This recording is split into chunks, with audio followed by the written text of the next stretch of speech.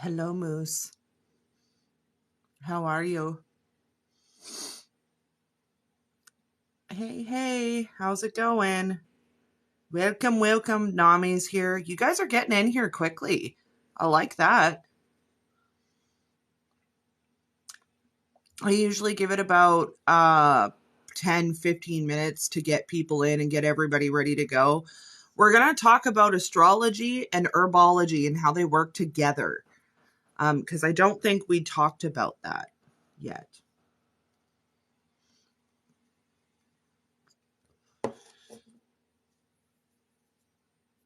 Why are we ragey? What's going on?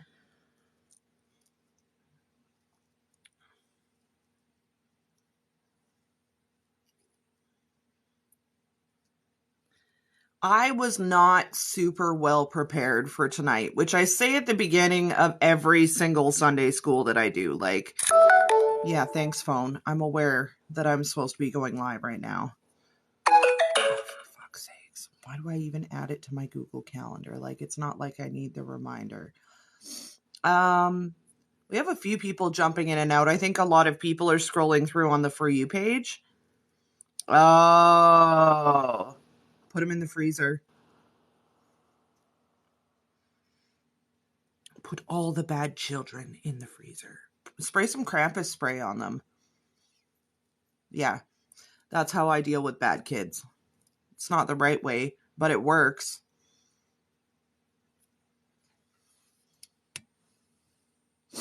What?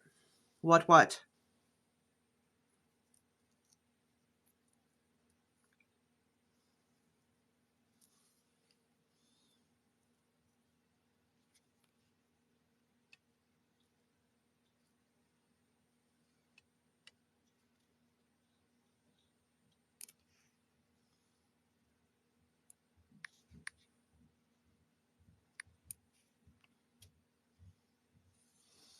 You quit your job.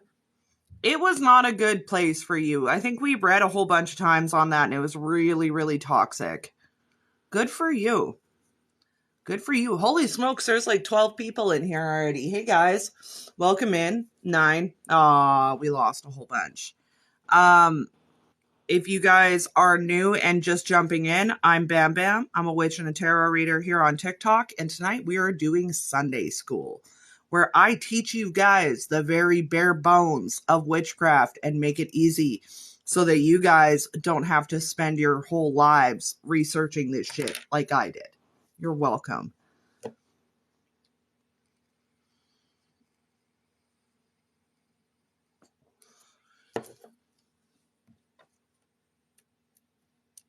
I usually give it, we're 5 after. So I'll probably give it another 10 minutes just to give people a chance to get in here and get settled. I usually go live. I mark it till 9, but I usually go until 8. So I do 2 hours. Because otherwise I find it gets a lot longer for people and harder to digest. So we do a couple hours. I do upload everything onto my YouTube channel. If you guys miss Sunday school or you miss the beginning of it, then we end up doing that. And you guys can get a hold of it. I also have the Blasphemous Study Buddy that's going to go back up on the Etsy shop here soon. So if you guys want the notes that I made to do this class, you guys are able to go and download them for like $8 off of Etsy. And you guys have all the notes with references and shit like that as well. The first one that I did was 20 pages. I think this last one for this lesson was only 8. It was a little bit smaller. But it still contains a lot of really good information. And you might be wondering to yourself, Bam Bam, why are you teaching us about astrology and herbs? Because when you learn the astrological correspondences of your herbs, it's going to make it a lot easier for you to remember off the top of your head what they are used for. So we're going to talk about that.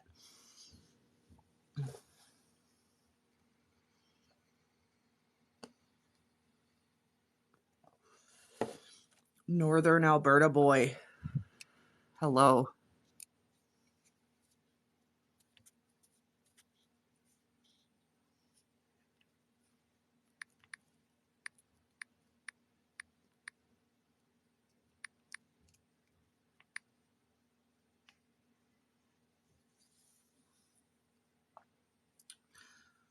Gonna give it about another 5-10 minutes for people to get in here, and then we're gonna start. If you guys are wondering what you need for Sunday school, just a pen and paper today, because we're just going to be talking about stuff. If you can't take the notes down, I do sell my notes on my Etsy shop for $8 for the digital download of everything. It's got the cheat sheet. It's the original Google Doc that I do up on my computer before every Sunday school. And I think I even went live once where I was building the notes for one of my previous Sunday schools. I think that was the accessible witchcraft one that I did, where you guys got to see how long it takes me to make the notes. It was fun. It was really fun. This one's going to be a good one for you guys. This one, there are certain topics in this when I was going over my notes that I had before, because I sat down to start making notes for this class and I was like, what am I even going to teach them this time? Like, I didn't even plan it out very well. And so I started going through some of my old notes that I had from when I was teaching one-on-one mentorship which, by the way, you and I still need to work out a time to do that phone call so that we can do your mentorship. I did do that live. Yeah, I thought so. But I pulled up some notes from when I was doing private mentorship and working with an apprentice.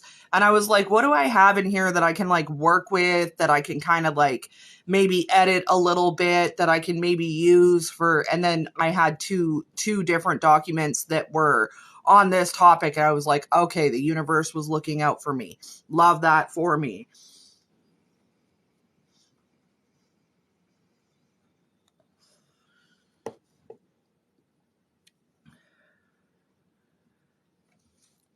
So we're going to go over this stuff.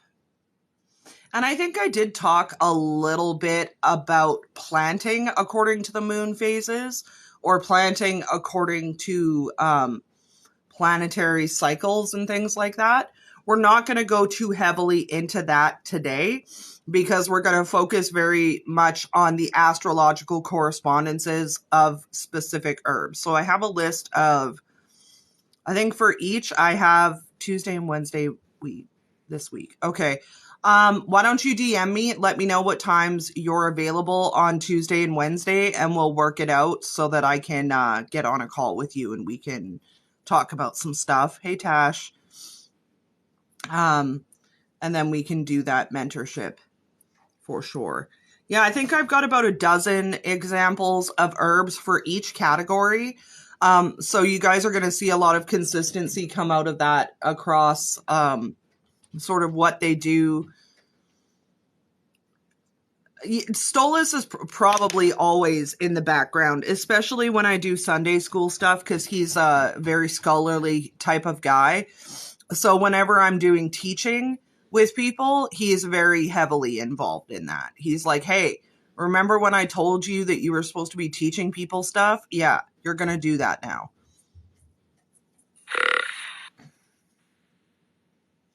What are y'all sending me fucking notifications about? Like, what? Yeah, he likes when I do teaching. He helps me with the planning and stuff as well. So he's very heavily, he was the one who I think pushed me and was like, hey, go teach people. Like, go do some shit. So you guys, I also wanted to talk to you guys about something while I've got you in here and we're still waiting, just to give people a chance to jump in. So Clock Daddy has given me an option to create a subscription option for you guys. It is optional. You guys will still get to see my content and shit like that if you don't subscribe. But what it'll do is it'll create an opportunity for me to do subscription only content, which would be spell tutorials, mini lessons, like 10-minute mini lessons. I was thinking of possibly doing like the study buddy for free for people who subscribe. How do you guys feel about that idea? What do you guys think? Because it popped up today and I kind of looked at it. I was like, that's an interesting thing. But I also don't want to take what I've done with building up a free... What the fuck is going on with my eyeball today, y'all? My astigmatism is doing something fucked up because I keep losing vision in my one eye. But, you know, just normal shit. Normal shit. I don't know if I want to like totally go the way of having everybody having to subscribe, but if I did a subscription option, I'm thinking that would work out. Yeah, it is. You can set a monthly subscription for people, and then that would give you guys access to like, there would be a closed chat where you guys can get a hold of me easier than a DM, and I can actively chat with you guys. I would have subscription only content, which would be mini lessons and spell tutorials that I'd put out a couple times a week. And then I would also either do like a free $10 tarot reading or a free study buddy to subscribers. I haven't fully like decided on whether or not I'm going to try this out or go this route, but I'm considering it. And I had a Patreon and stuff because I was trying to kind of do that last year with Sunday school, and I was unable to, yeah, this is on TikTok. Yeah, on TikTok, I'm able to like have a subscription where I can, and it would be a low subscription fee. Like it'd probably be like $10 a month that I would ask for it. But you guys would get like bonus videos, lessons, more content, but like specific content for subscribers. I don't know for sure, like I said, that I'm going to do that, but I've been looking at it and considering it and trying to figure some stuff out. So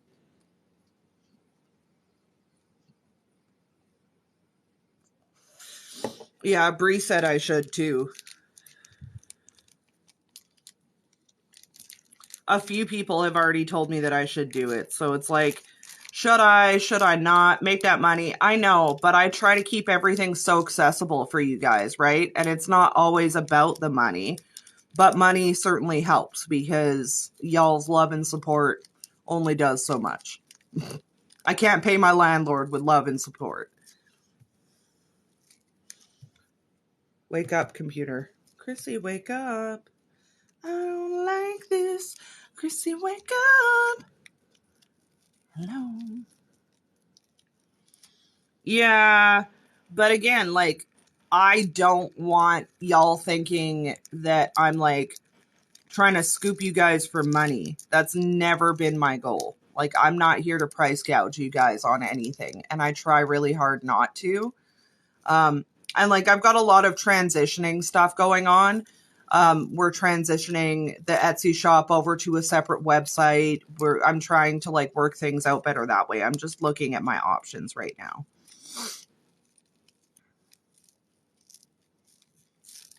So we shall see.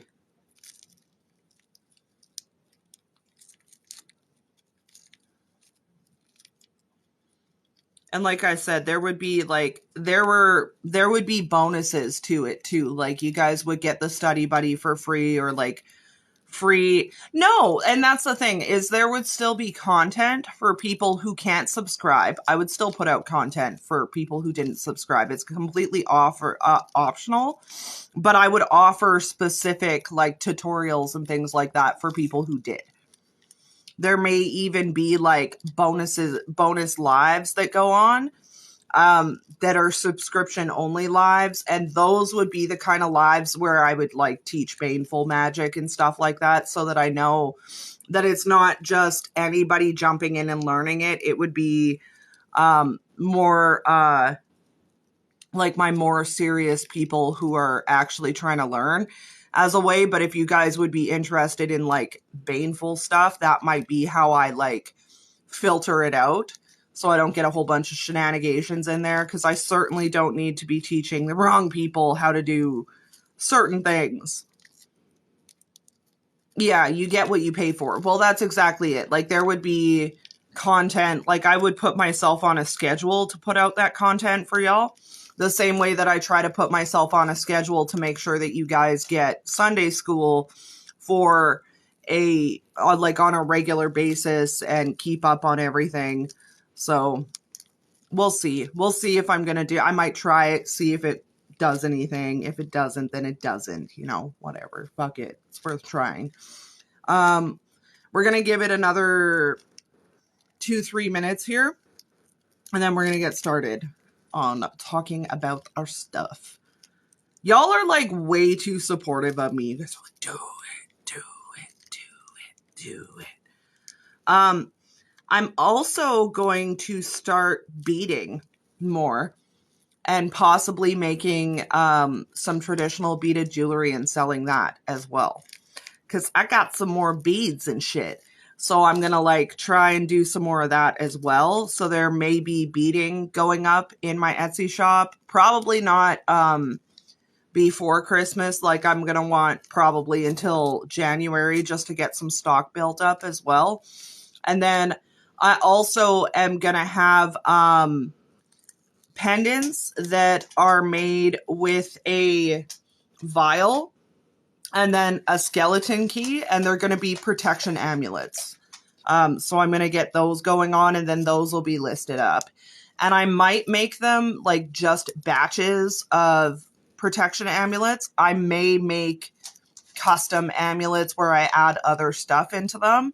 But I have the skeleton keys coming already, and I'm fixing to order the little vials for them soon.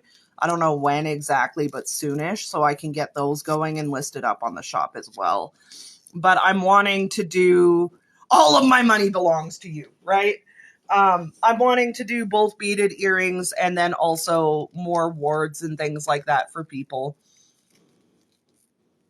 Hands my paycheck to you, Bam. You had me at amulet. I tried to I wanted to make protection amulets last year, and I never got super deep into it because I was doing like custom stuff. I was doing a lot of pendulum boards and shit like that last year. So I didn't get as far into making amulets as I wanted to.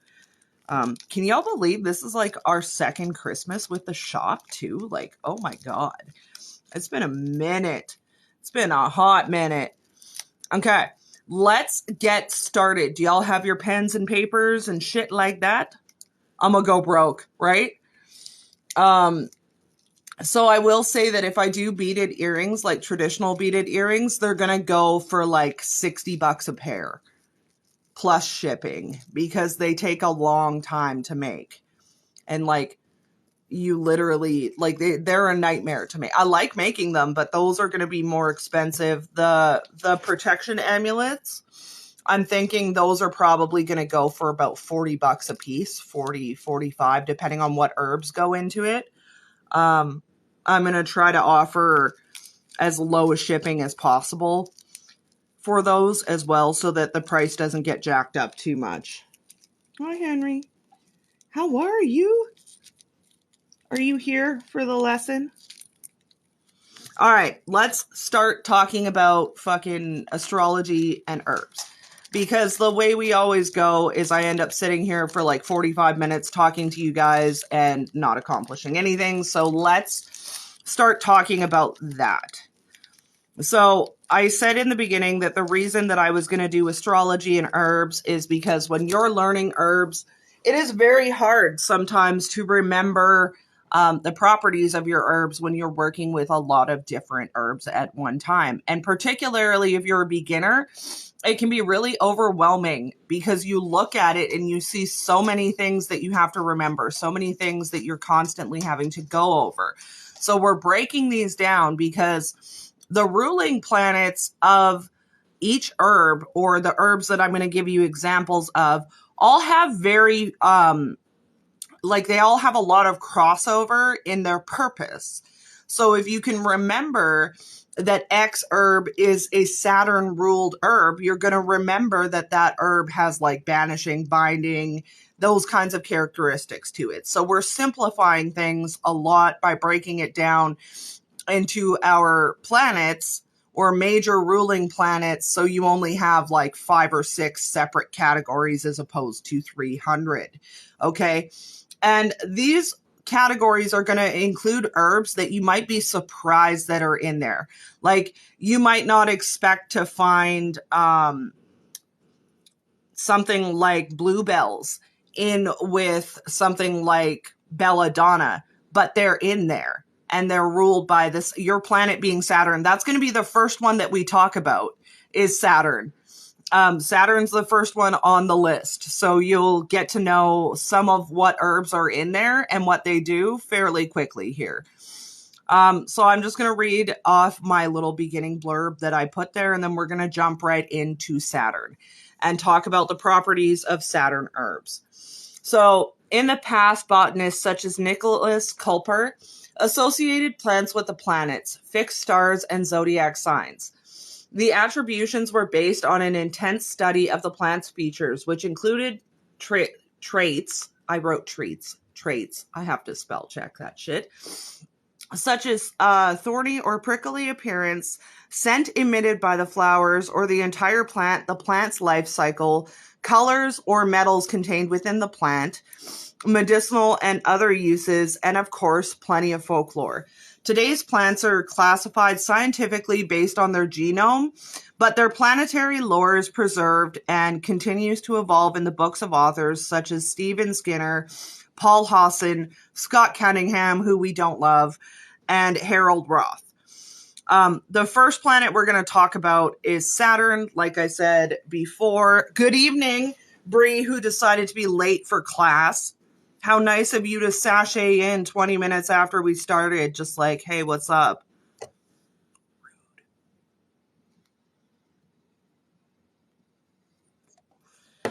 So today in Sunday school, we are talking about astrology and how it associates with plants. You know, no, ain't nobody gave you a hall pass. I see so many people, yeah, no, we don't love Scott Cunningham. Scott Cunningham can eat a bag of belladonna as far as I'm concerned. Who gave you a hall pass? I make the hall passes. I'm literally the guy that's like in charge of this whole thing. Yep, he was. Yep, he was. And we all know that bullshittery and shenanigans has taken over the spiritual community. I'm really sorry, but you cannot substitute rosemary for any herb. You are not going to go and do a banishing and be like, hey, black peppercorns. I know that you banish people and stuff, but I don't have any of you, so I'm going to put a healing herb in there instead, and that's going to do the same thing. No, it's not. You're not going to take rosemary and substitute it for something like fucking hellebore or anything like literally. If you guys tried that shit, your entities would laugh at you. Literally would laugh. They'd be like, what are you doing with that rosemary? I hate rosemary too. Like, I very rarely use rosemary. I even think that there are, like, as far as healing and soothing herbs, there are better ones. Declined. Absolutely declined. What makes you think they, you know what? You're going in timeout. Like, damn, you only been here for like 2 minutes and you've derailed the entire lesson. Like, we're trying to do serious shit up in here. You want to go in jail? Go in jail. I'll put you in jail.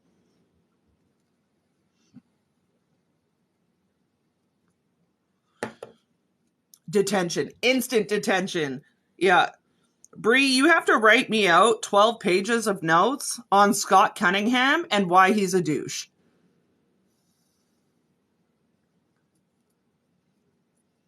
Y'all are awful audacious, assuming that Hades is making the rules right now. Like, the lion, the witch, and the audacity of that witch. Okay, stop. Stop with your shenanigans. No, 12 sentences. They would all be spiteful sentences, too. Like, I know you. You would, like... Bree's literally over here derailing the entire thing. Why do I have such poorly behaved witches in my class? Like, why can't y'all just come in here and sit down quietly and, like, shut up and learn?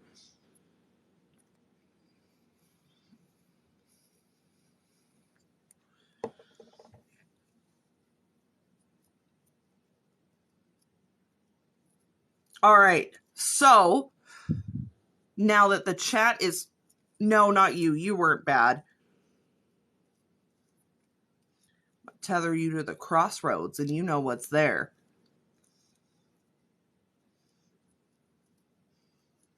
And of course, as soon as I'm like, okay, great, we're all settled down, Bree kicks off again. You are just as destructive as Blurb-a-Flurb. Equally. Like, you are an equal opportunity agitator.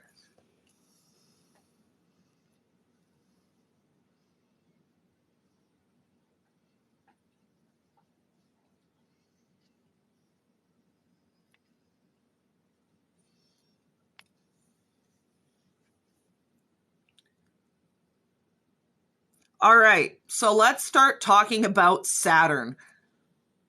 Don't get caught. I mean, I don't give a shit if you guys pass notes, but don't get put in the bad kid corner like Bree just did. All right, we're going to talk about our freaking planetary alignments, okay? Are we good to continue on? Because it's already 6:30. Like, we've been here half an hour and we've talked about 3 lines worth of fucking information, so let's do this.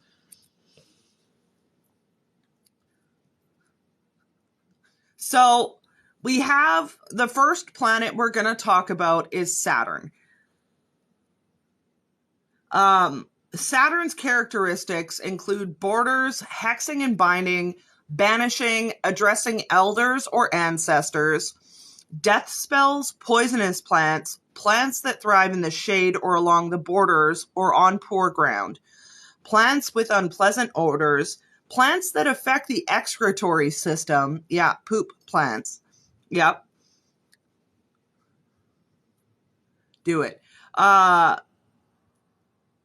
Cooling plants, plants that affect the bones and aging process, and anti-carcinogenic plants. A lot of the plants that we see that are ruling under Saturn have baneful type of properties. Not all of them, but quite a few of them. Most of them contain a lot of banishing and binding, as we just saw. There was a lot of borders, banishing, and binding. But a lot of them also include properties that allow for you to contact the dead or speak with the dead or work with the dead a lot more freely. Capricorn energy. It's not totally Capricorn energy, but it is kind of Capricorn energy. So some of the ones that are not, I'm going to give you some examples of ones that are non-toxic and then ones that are. And we're going to kind of talk about them. So one of the ones, let's see, out of my list, we've got bluebells. Bluebells are not toxic, but they are used in magic that involves boundaries. Magic that involves banishing. And they are frequently used. It's more folk magic than frequent witchcraft magic, but they are used in those natures. Comfrey or boneset. Boneset is an herb that I work with a lot. I personally frequently work with boneset. It's great for cleansing. It's great for healing. It's great for protection. Particularly protection against spirits and entities. That's another non-toxic, pretty safe, beginner-friendly herb that we can work with that comes from our Saturn list. We have ivy is one that's on there. Ivy is really good for ensnarement type of stuff, the way that it grows up and it weaves. I always use viney type stuff for ensnarement or for like binding, but binding in a particular energy, okay? What other ones are on here? Poplar. Poplar is another really good binding and also banishing herb. You can use poplar, oh my God, the shit that's on the outside of the trees. Bark, poplar bark. In cleansing and banishing workings where you can like take a little bit of the bark and crumble it up and put it on like a charcoal disc or on a candle or something like that. If you're wanting to spread your, like to dispel any kind of negativity, particularly like sicknesses. It works very well with sicknesses. Another one that's on here that is very, not a poisonous plant, but a really good plant is Solomon's Seal. Solomon's Seal is a great root. It's actually not a plant, it's a root. You can get like the top part of the plant, but the part that we see most frequently used in witchcraft is the root of Solomon's Seal, and it's frequently diced up and cut up. Solomon's Seal you would put in a spell working you can use it in lots of different kinds of workings. You can use it to seal a love spell, to seal a money spell, to seal a portal, to seal off protections or a ward that you've put in place. You can use it to seal your intentions into things. It's a very, very useful herb. And then yew is another one that I want to talk about that's on this list. I use yew in return to sender protection and also a little bit in vengeance types of working because it has that flashback effect to it. And it's such a heavily protective herb that you can use it in a lot of different ways. It can be used in baneful magic. It can be used in non-baneful magic and in protective type of magic. Some of the other ones that are on here that we're not going to talk too heavily about because poison stuff, and I can get in trouble for that. We've got belladonna. Belladonna is used as, it's a main ingredient in flying ointment for a reason, because it opens you up to spiritual connections or spiritual communication.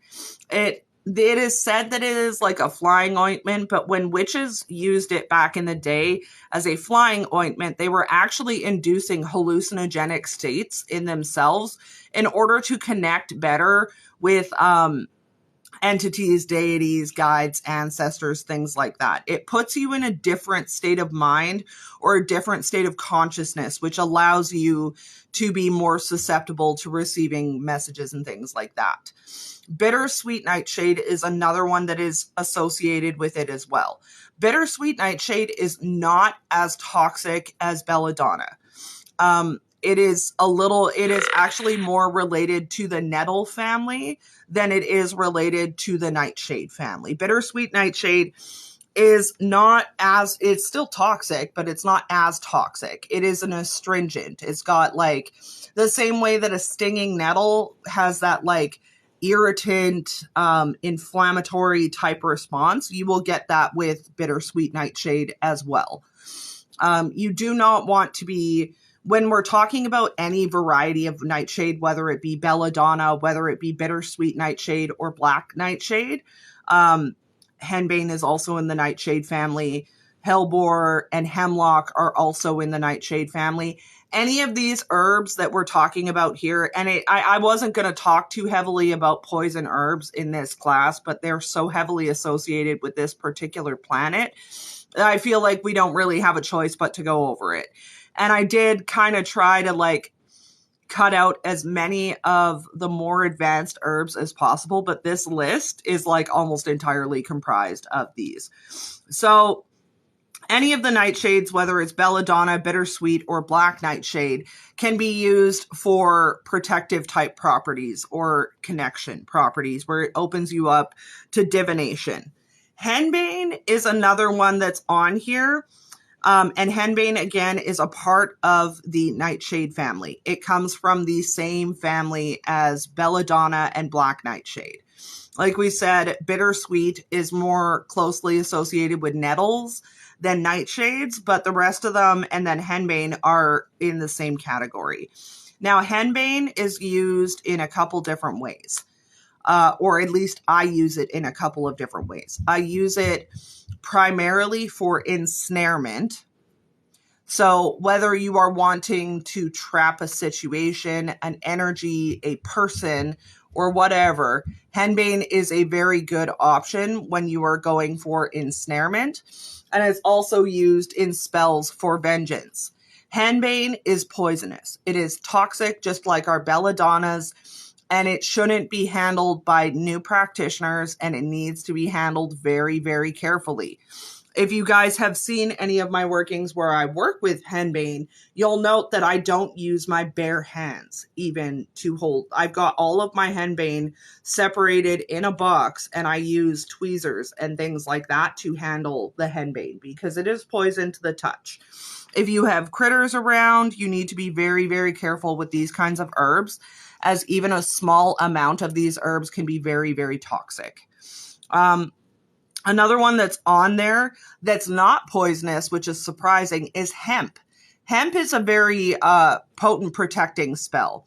I use them for not only for protection, but I also use hemp in healing and healing from sickness workings. It is still ruled by Saturn. It still has like very dominant protective and banishing properties. It's just a little bit less will kill you than the rest of the shit on our list. Fumitory is another one we're going to talk about that's on the list of Saturn plants. Fumitory is an herb that is used in protection, banishing, and exorcism. Yeah, exorcism. Fumitory is one of the very few herbs that, like, if I see fumitory in a spell and someone were to come to me and be like, hey, Bam Bam, this says that I should use fumitory, but I don't have any of that. What do I use instead? You don't. You don't. You go get fumitory or you don't do that working. Fumitory is so specific and so potent that I have yet to find another banishing ingredient that works as well as fumitory does on its own. One that I would put in, it not even because it's like a great substitution, but like worst case scenario, if I was doing something really heavy and I needed that level of banishing and I didn't have fumitory, I would probably use sweet flag, because sweet flag is such a powerful commanding ingredient that you can use sweet flag to like banish stuff out. It isn't on this particular list, but it's like you would almost want to use like sweet flag and probably blessed thistle. But even that, again, is not a great substitution for fumitory because it is just such a powerful herb. You could also use slippery elm in with that mix because it carries the exorcism properties that fumitory does. Hey, Dennis. Let's see what else is on here that we can talk about. Again, a lot of these herbs, foxglove, hemlock, monk's hood, all of these herbs are very heavily used for banishing, protection, and things like that. But so many of our Saturn herbs are toxic, and there are a lot of herbs that you can use for banishing that are not poison. So we're going to try to focus on non-poisonous herbs before we go get Lily of the Valley or hellebore or henbane or anything like that. Okay? Okay, great. Dennis, do you want me to go over our first, because you kind of jumped in here right after I finished the first section. Do you want me to go over that for you really quick?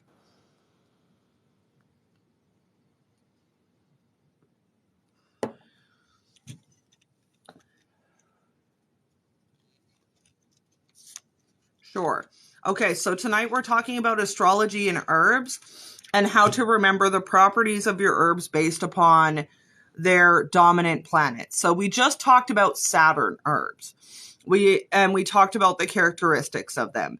So the characteristics of an herb ruled by Saturn, they are for borders, hexing, binding, banishing, addressing ancestors or elders, death spells, poison plants, plants that thrive in the shade or in poor ground, plants with unpleasant odors, plants that affect the excretory system, cooling plants, and plants that affect the bones and aging process, as well as anti-carcinogenic plants, sorry. And some of the plants that we talked about was one of the big ones that we see throughout the Saturn grouping is varieties of nightshades. So belladonna, black nightshade, and then as well bittersweet nightshade, which is actually a nettle. We see monk's hood, we see hellebore, henbane, mullein, hemlock, and several other plants along those lines because they are so heavily known for being banishing, binding, and baneful workings. Saturn gives very much a fuck around and find out vibe. And even though a lot of these plants that we talked about a little bit in depth in this, which included the snake root, the nightshades and things like that, even though these plants are kind of characteristically used for borders, boundaries, hexing and cursing and things of that nature, there are much more beginner friendly herbs that you guys can use for these purposes that don't involve you going and getting a nightshade or poison hemlock or henbane or hellebore or something of that nature. All of those plants are very toxic. They're very poisonous. They need to be handled safely, and they are not beginner friendly. I'm going to do a whole other thing on banishing and binding. We will do a lesson about that where we talk about beginner friendly ways to do that. Some of the other plants we talked about was fumitory, which is a very, very powerful cleansing and exorcism agent. And we talked about the fact that there is very much not a good substitution for fumitory. If you don't have fumitory, don't go ahead and do that working. We talked a little bit about boneset as a protection and binding herb. I use boneset a lot. It can be used in health and prosperity and protection workings, but it can also be put in for banishing and binding purposes. We talked about Solomon's seal, which is used to either seal in an intention, seal a situation, or seal up a spell. And hemp as a protective, boneset. And we talked about hemp for protection and healing as well. Good afternoon, Aramid. How are you? Welcome in. We're talking about plants and astrology tonight, particularly about what plants are ruled by certain planets and the characteristics that they give them, because I find that this is a very good way for people to start triggering memories of what their herbs mean based upon their ruling planet or the properties that gives them. So we just talked about Saturn a couple times, and how most of the plants that I have listed for Saturn are not beginner friendly, which kind of sucks, but it includes a lot of the nightshades, hellebore, henbane, poison hemlock, mullein is in there, poplar, Solomon's seal, yew, foxglove, cypress, dodder, and fumitory. So a lot of these plants are either associated with death working. They're plants that can thrive in any environment. They're fuck yeah concrete kind of plants. Okay, they're good with pretty much anything. We talked a little bit about bittersweet nightshade and the fact that it's not a true nightshade, but it's more closely associated with the nettle plants than actual nightshade. And we are just about to start moving on to Jupiter as our next planet. I've been saying it wrong. It's kind of a tough one. Boneset and comfrey, you might hear those two terms separately, but they're the same plant. So if boneset is hard for you to pronounce, just call it comfrey. Is it? Yeah. No, because black nightshade and bittersweet nightshade are two different kinds of nightshades. Because you have belladonna, which is deadly nightshade, and then black nightshade is also poisonous and toxic, and then bittersweet nightshade is a nettle, unless I'm had this wrong for years, but I'm pretty sure they're three different plants. Hold, please. I know I looked this up before. I know I did this before. No, not all nightshades are deadly. We did talk about that. We talked about black nightshade and black nightshade won't kill you, but it's still poisonous. Bittersweet is just, it'll sting you and be annoying. Does anybody have any questions on that topic before we move on to our next planet? Topics, discussion, debate.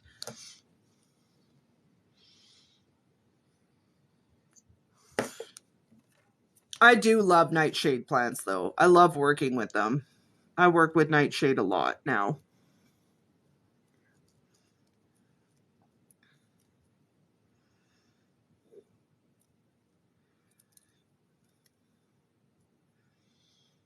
No questions? Questions, comments, concerns? Okay. So the next planet that we're going to talk about, and this is a little bit of a shorter list. I don't know why, it's just not as big of a list, but we're going to talk about plants that are associated with the planet Jupiter, and what they do. So any plant that you get that is associated with Jupiter is going to carry the characteristics of generosity. It is going to have attachments to religiousness or faithfulness or devoutness, law and authority, purification, very large plants. Giant plants, they're Jupiter plants. Nutritious plants, plants that affect the liver and digestive system, and plants that affect blood vessels or circulation. This kind of ties into, man, I almost want to pull another thing up. I can't, shit. Because I've got lists of astrology and anatomy as well, and this would be a good place to have worked that in, because it talks about the planets that rule over different parts of your body. And we're seeing that kind of come forward in the herbal stuff right now, as we're seeing like as we saw, Saturn works with the bones and anti-carcinogenic and aging processes. All of our bodily functions as well are ruled over by a planet. And it goes all the way from the top of your head to the bottom of your feet. And each of these planets kind of dictate, but you'll find that they rule over a couple different parts of your body or a couple different parts of your main functioning system, but they all, again, will have similarities. So some of the plants that we're going to talk about with Jupiter is agrimony, anise, avens, borage, cinquefoil, dandelion, fig, honeysuckle, houseleek, hyssop, linden, liverwort, lungwort, meadowsweet, sage, thyme, valerian, walnut, and woodbetony. So these are all, again, different herbs that we're going to use. Yeah, I wanted to do astrology and anatomy as well with you guys, because it can be really interesting to work. Let's see if I can actually, yeah, I can pull that up. Okay, hold on. We're going to digress a little bit into my Squirrel Syndrome. Basic herbs.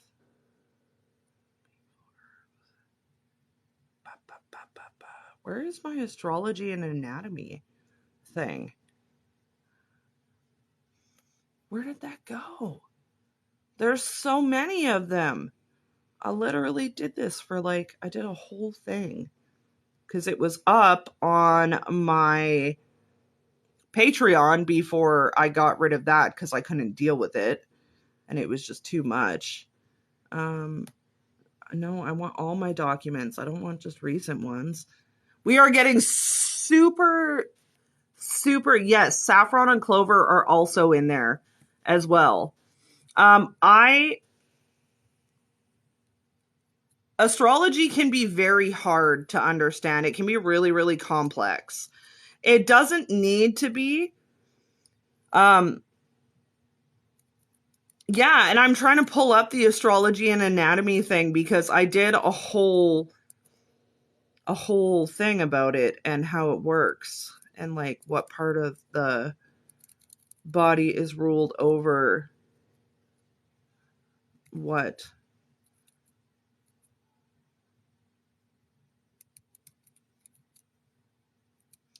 I've gotten so freaking sidetracked. It's not even funny, you guys.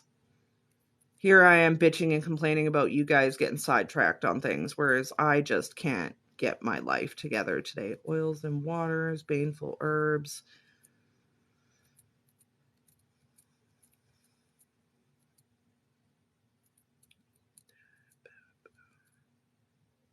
Astrology and plants.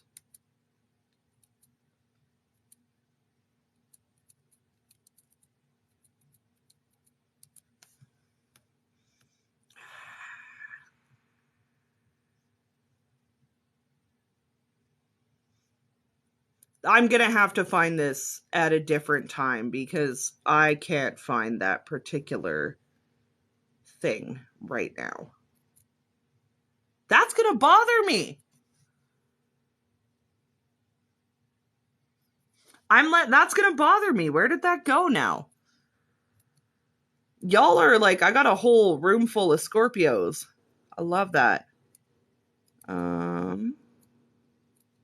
Oh my God, this is going to drive me crazy.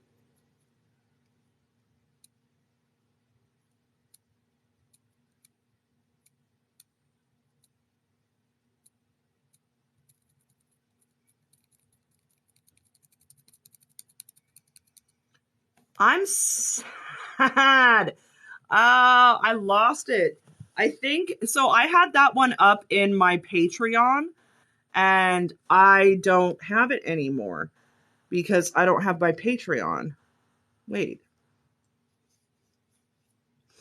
I am so frustrated right now because I wanted to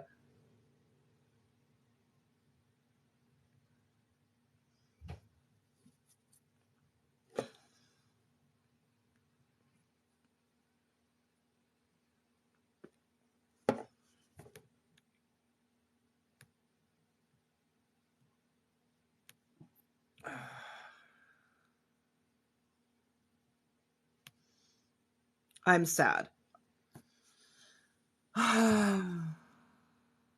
Okay, fuck it. We're moving on. Because I don't have that, so I will do, if you guys want to know astrology and anatomy, I will do that. I think I have a lesson on it on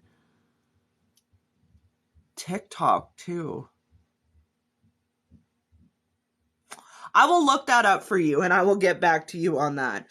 So we got kind of hung up on Jupiter and herbs that affect Jupiter. Yes, saffron and cloves are also ruled by Jupiter. Again, a lot of these... What? What are we doing with this now?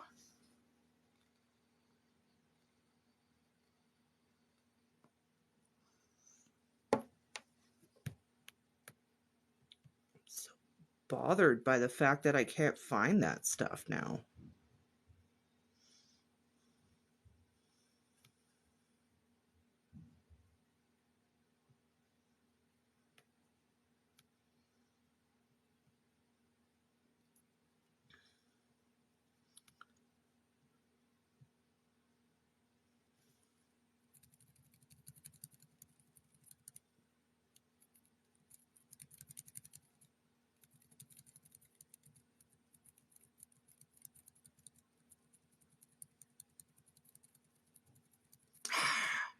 So frustrated. Okay, let's get back into... We are getting very derailed. So I'll just go over really quick. So Jupiter herbs are always associated with generosity, religiousness, law and authority, purification, large plants, nutritious plants, plants that affect the liver and digestive system, and blood vessels. They're also frequently plants that you would look at them and they just look tasty. They're some of the tastiest looking plants. Okay. The next planet that we're going to talk about is Mars, or the planet of fire. So characteristics of plants of Mars are protection, attack and revenge, domination, vigor, vitality, plants with thorns and prickly surfaces, and or plants that can be irritating to the skin, so nettles and things like that are associated with Mars. Herbs and roots with strong spicy aroma, so frequently we'll see like pepper, hot peppers, tobacco, wormwood, thistle. Any plants that give a warming sensation are usually associated with Mars. Plants that strengthen the immune system, plants that affect the muscles and tendons, and plants that enhance sex drive, potency, and blood purification. Some examples of plants that are ruled by Mars that we can talk about. I really need, like, I don't know how to pronounce the name of this plant, so we're just going to skip it, okay? Because it's got a really long name, and I've never been able to properly pronounce it, and I don't want to stumble over it, okay? So some examples are basil, blackthorn, bloodroot, bryony, broom, cactus, carrots, chilies, coriander, dragon tea, garlic, gorse, hawthorn, high John the Conqueror root, holly, hound's tongue, leek, masterwort, mustard, nettles, onions, oregano, pennyroyal, pepper, pine, rue, snapdragons, sweet woodruff, thistle, thornapple, toadflax, tobacco, wormwood, and yucca. A lot of these plants are used, again, these are protection, attack, revenge, domination. Some of the plants that you would want to give you some ideas, basil can be used. Let's break this down a little bit more, actually. So for protection stuff, wormwood, tobacco, rue, onion, nettle, mustard can be used. High John the Conqueror, chili peppers, cactus, bloodroot, and blackthorn. All of those are very, very, very... Half this list is in my supplements. They're very heavily protective herbs. So if you're taking supplements that include them, keep that in mind, that you are taking a great deal of protective substances. Of these particular plants that we have here, there are not a whole bunch on here that I would be super concerned about. Pennyroyal, you want to operate kind of carefully with, because too much of it can be very poisonous if you're taking it in as like a tea or something like that. Why?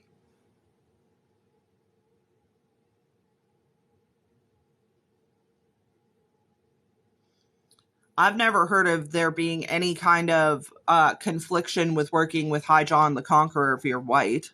I'm not sure. If you can explain to me why, I'd love to know that. Holly is a really powerful protective plant. I particularly love holly leaves.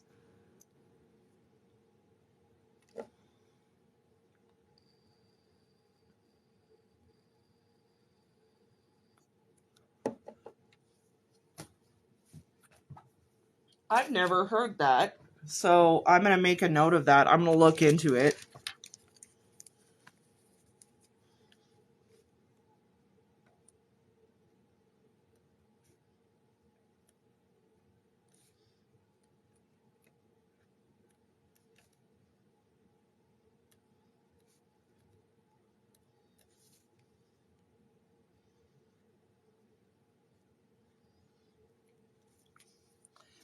Yeah, find it and tag me later. I wrote it down, and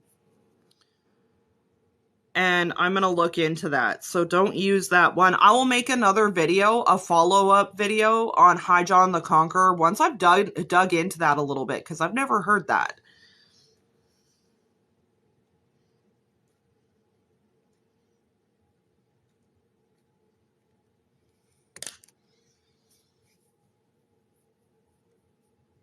Yeah. Aramid, have you heard that? Because I've never heard that. You're gonna be blowing my mind with this shit sometimes. We are gonna see crossover on these lists. I said that in the beginning. We're gonna see some crossovers in the lists in regards to certain plants that have multiple planetary acquaintances. It's like if we used white sage. What? No. White sage is closed, so it's not like white sage.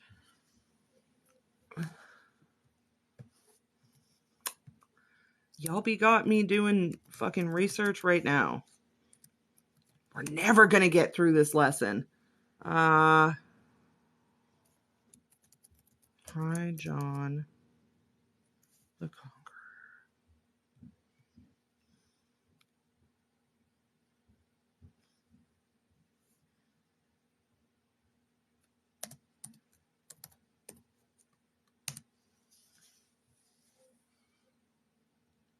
Yeah, like I've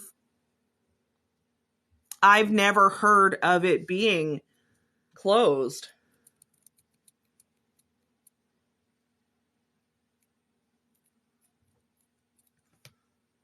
I'm looking at it now because I certainly don't want to be suggesting to you guys stuff that you can't use, which is why I'm looking into it right now. I've never heard that. I've used it before and never had a problem with it. I've never had any angry ancestors sashay up on my doorstep for it. Hi, John the...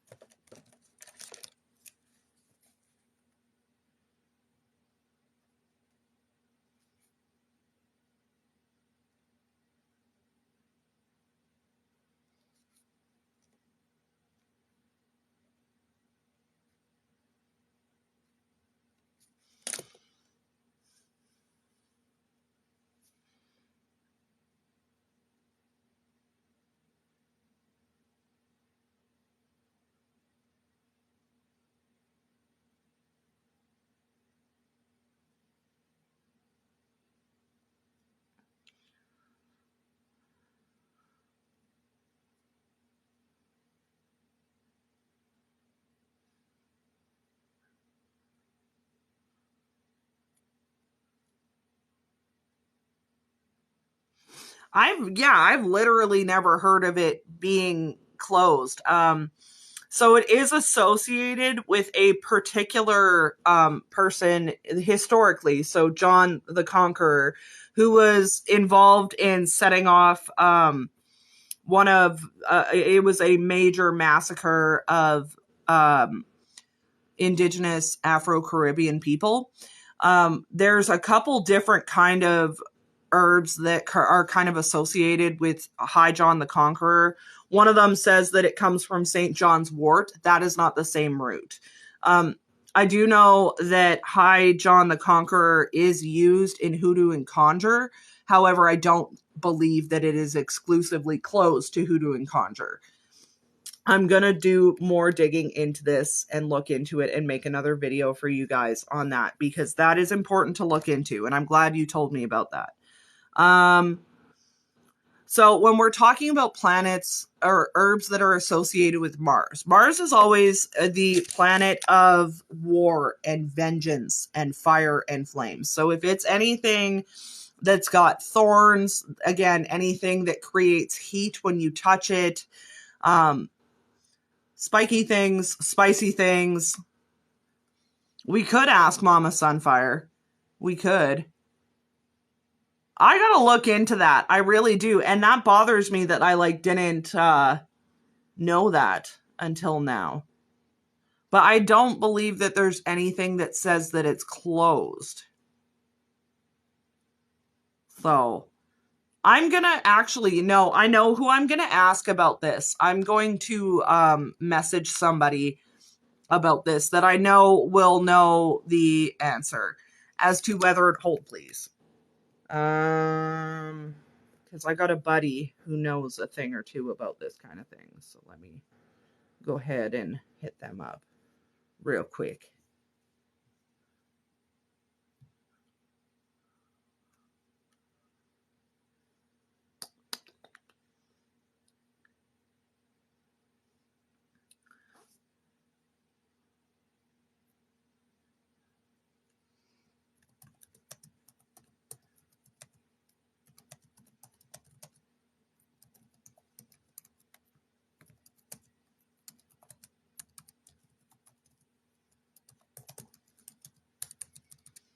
This is why it pays to have friends in the witch community. I feel like we're never going to get through this whole lesson because we have a lot more to go over.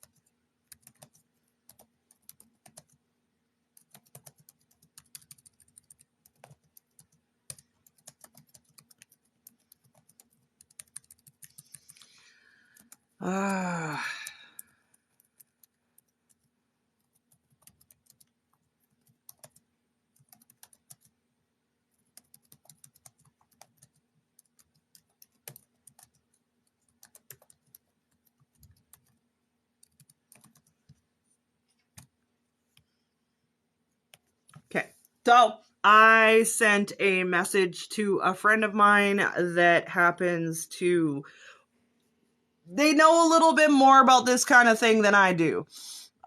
So I'm part alien, but I'm still going to stay away from it just in case. Yeah. Okay. So, wow, this is super scattered. Very scattered. Let's move on.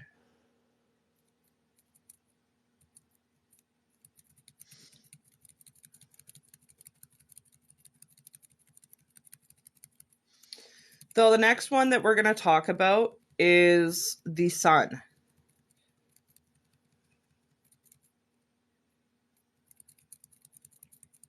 Plants that are associated with the sun.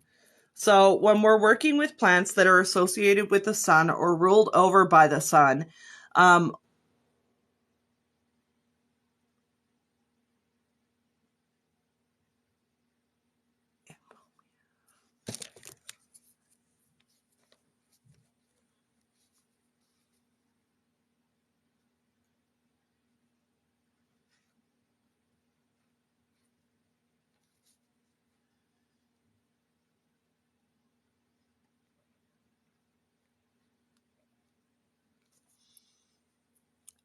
it was originally found when Spanish Congo, Mexico, and was used in medicine in Europe, part of the Morning Glory family.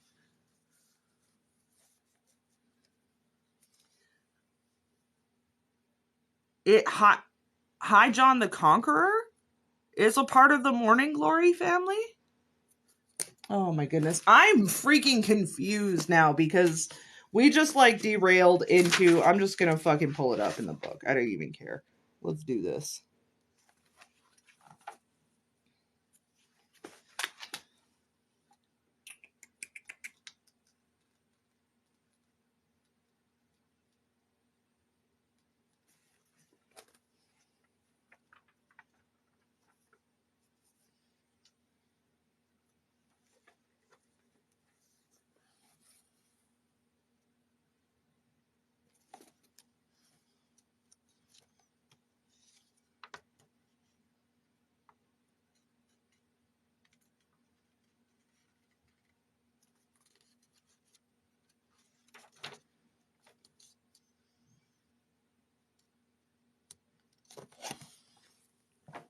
I think you're right, actually. I think you are right. Because it is, the name that I got was Ipomea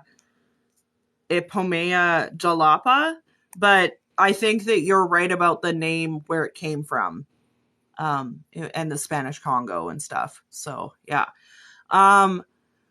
Let's move on to the sun ruled stuff because we've got like a little bit. Are we good to do you guys have any questions on the amount of crap that I babbled on so far before I continue on?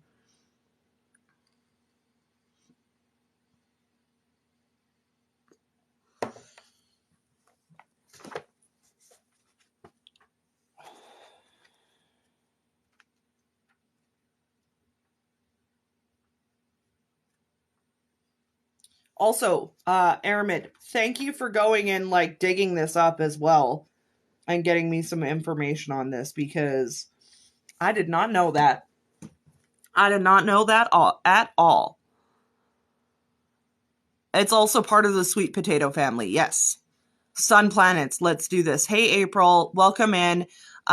You just jumped in here. We are doing astrology and herbalism tonight. We're talking about plants that are correlated with different planets and how those planets affect the properties of the plants as well as what they do, both medicinally, and it's a root of the Imopia purga plant.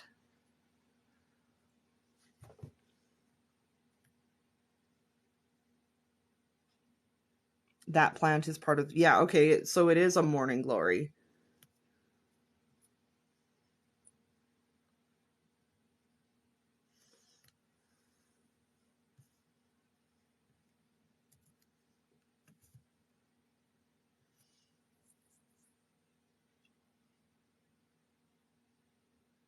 Okay.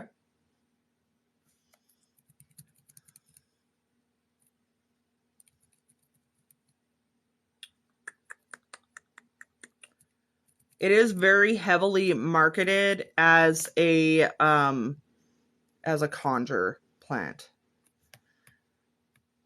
Okay.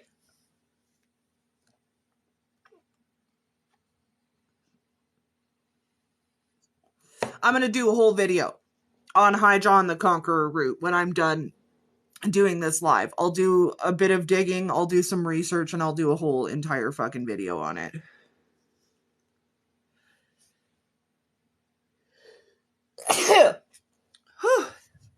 Oh my goodness. Okay, so plants that are associated with the sun. Characteristics of plants associated with the sun are centering, wealth, general protection, plants affecting the heart and circulatory system. Yeah, no, it's okay. I'm glad that like I said, I appreciate you like looking it up and putting the information in here, because I didn't know that. And this just goes to show I'm somebody who's been doing this for a long time, and I never heard that. And that's why when you guys come to me and you tell me something like that, you say like, oh, this is something you shouldn't be using. Yeah, catch you later. Thank you for jumping in, and thank you for all the information you just gave us. That is very much appreciated. I'm going to have a sip of my tiny Pepsi. Hold on.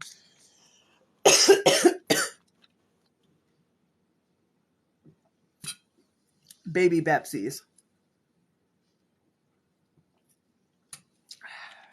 Okay.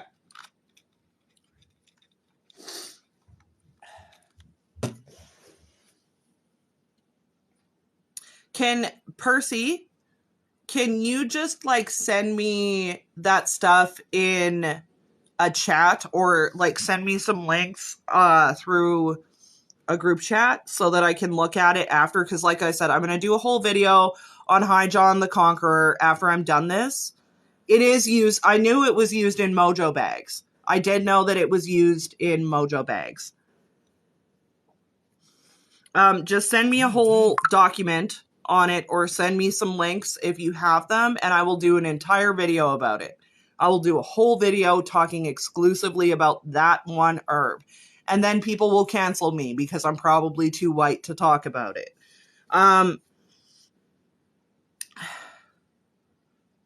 I'm going to give everybody like a couple minutes to get recentered here, and then we're going to move on, and we're going to start with the sun herbs again. I'm going to have to look into this.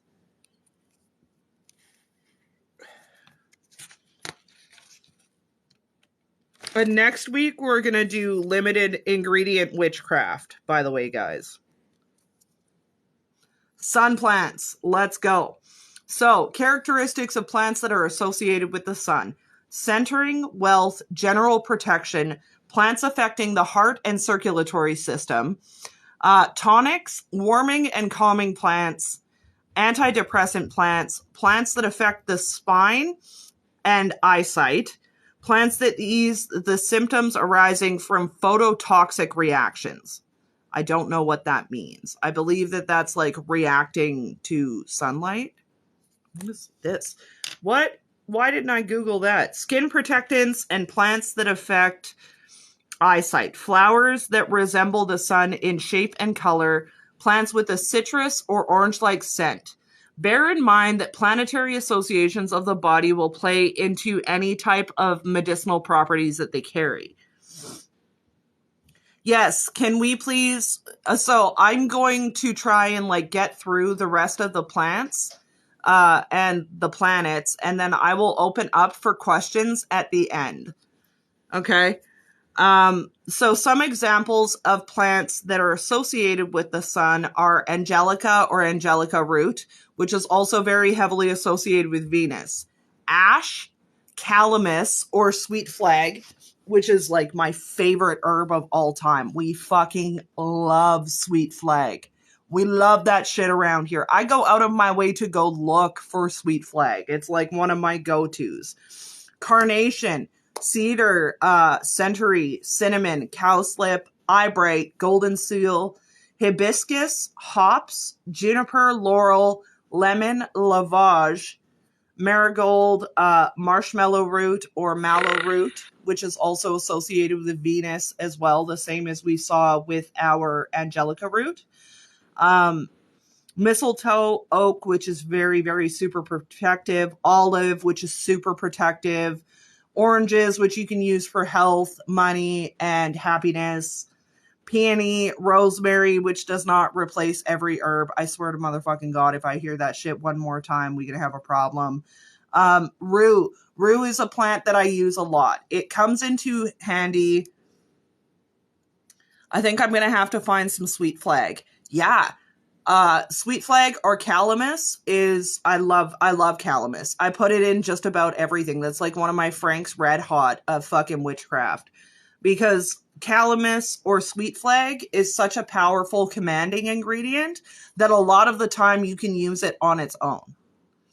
So if I'm doing like a location spell or something like that for people, what I'll do is I'll take chips of sweet flag or calamus and put them in my hand, and I'll tell them what I want to find. And then I'll throw them on either an image of an area or a map of an area, and they will fall in a circle that surrounds whatever it is that I'm wanting to locate. And that's how I know I found it. Saffron. Saffron is also associated with the sun. Saffron is a great herb for protection, but it's also great for as a supplement for mental health conditions. It's really good for minimizing anxiety, depression, and mood swings. It's a super good supplement, but you have to make sure that you get genuine saffron because they put out fake shit and it's not as good. It's like kind of, I don't even know what the fake stuff is made out of, but you can tell the difference between fake saffron and real saffron by picking it up. The fake stuff will crumble in your fingers. Real saffron will stay fairly solid. Like the stem will stay intact. So if you pick it up and it's real dusty and musty and powdery, it's probably not either not real saffron or it is really, really poor quality. What was the other one? Which other one? The one that I'm going to research more? High John the Conqueror or Sweet Flag?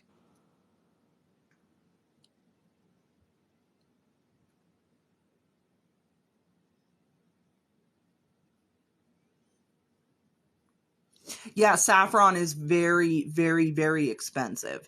The reason that saffron is so expensive is because the supplement that you buy of saffron is little stems that come from the center of a saffron flower. And these stems only grow out of these flowers once in their lifetime. So there's a very short time frame where you're able to harvest sun plants. I can't remember now. Okay, so the sun plants that we talked about were Angelica root, ash, calamus, which is also called sweet flag. So when you hear me say sweet flag, I am referring to calamus root. Okay. Carnation, cedar, century, cinnamon, which we all know is great for protection, money, purification, so many things, luck, health, cowslip, eyebright, golden seal, heliothrope, hibiscus. I always want to say hibiscus, but I know that it's hibiscus. So there's that. Juniper, lemon, lavage, marigold, marshmallow root or mallow, mistletoe, oak, olive, orange, peony, rowan, rue, saffron, and St. John's wort is the next one that we're going to talk about. There's a couple more on this list that I want to talk about in a little bit more detail, but saffron is so expensive because you can only get, I think I even have actually got some saffron. Hold on. This is like, I gotta start, like, before I do these lives, I gotta start making sure that I bring shit over with me too, so that I'm not getting up every 3 minutes to get stuff. I'm not doing this. I'm getting so distracted. But there are little tiny wisps that come off of, yes, the stems of saffron plants can be used as an antidepressant. They're very, very, very tiny. They're literally like smaller than this pin. They're little bitty tiny things. And they can only be harvested at a certain point in the flower's life, and they only produce them once in the life cycle of a flower. When you go to the saffron plant to get the stems that you need, they generally, each plant will have anywhere from 5 to 7 of these stems per plant. And like I said, you can only harvest it once.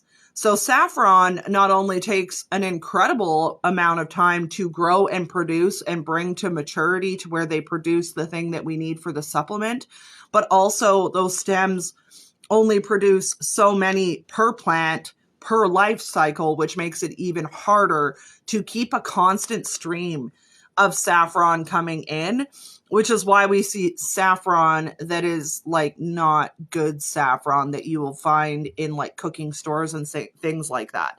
That's why it's so expensive, because there's just the plants do not produce a copious amount of the part that we need for the supplementation, but it is a beautiful supplement. It is a really good supplement.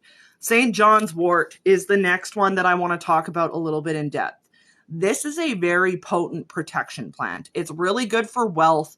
It's really good in financial workings, but it's particularly good. I use it for health. I don't know why I use it for health, but that's one of the ones that I will put in for health, or particularly cardiac health. If I've got someone who's got something wrong with their ticker, we're putting St. John's wort in there because that helps with the circulatory system.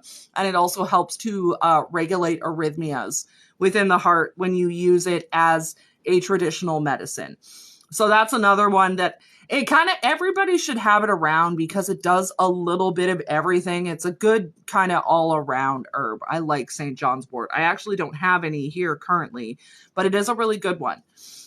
And then the other plant that I want to talk about on this list is sunflowers, because sunflowers are very easily overlooked. Like you see people use sunflower petals in workings for happiness and antidepressant and things like that.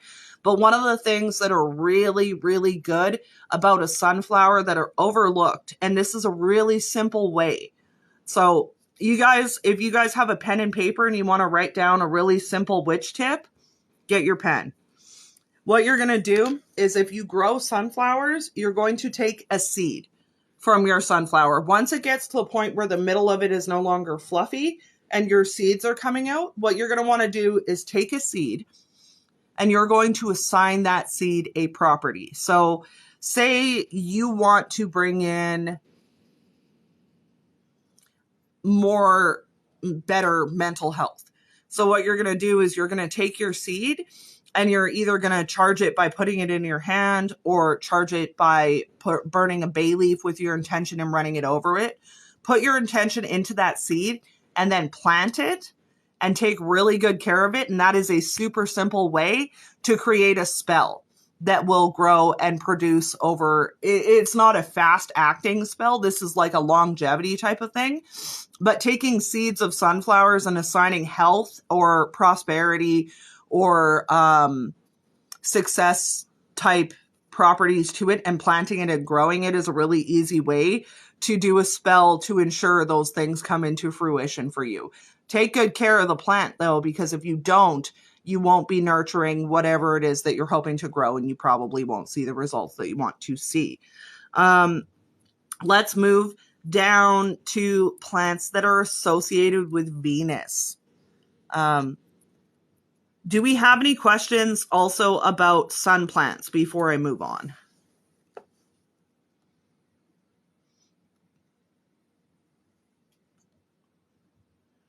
Dandelions are used for heart medicine. They're also used as a diuretic, and they're also used to treat urinary tract and kidney infections. No, dandelions are associated with Saturn.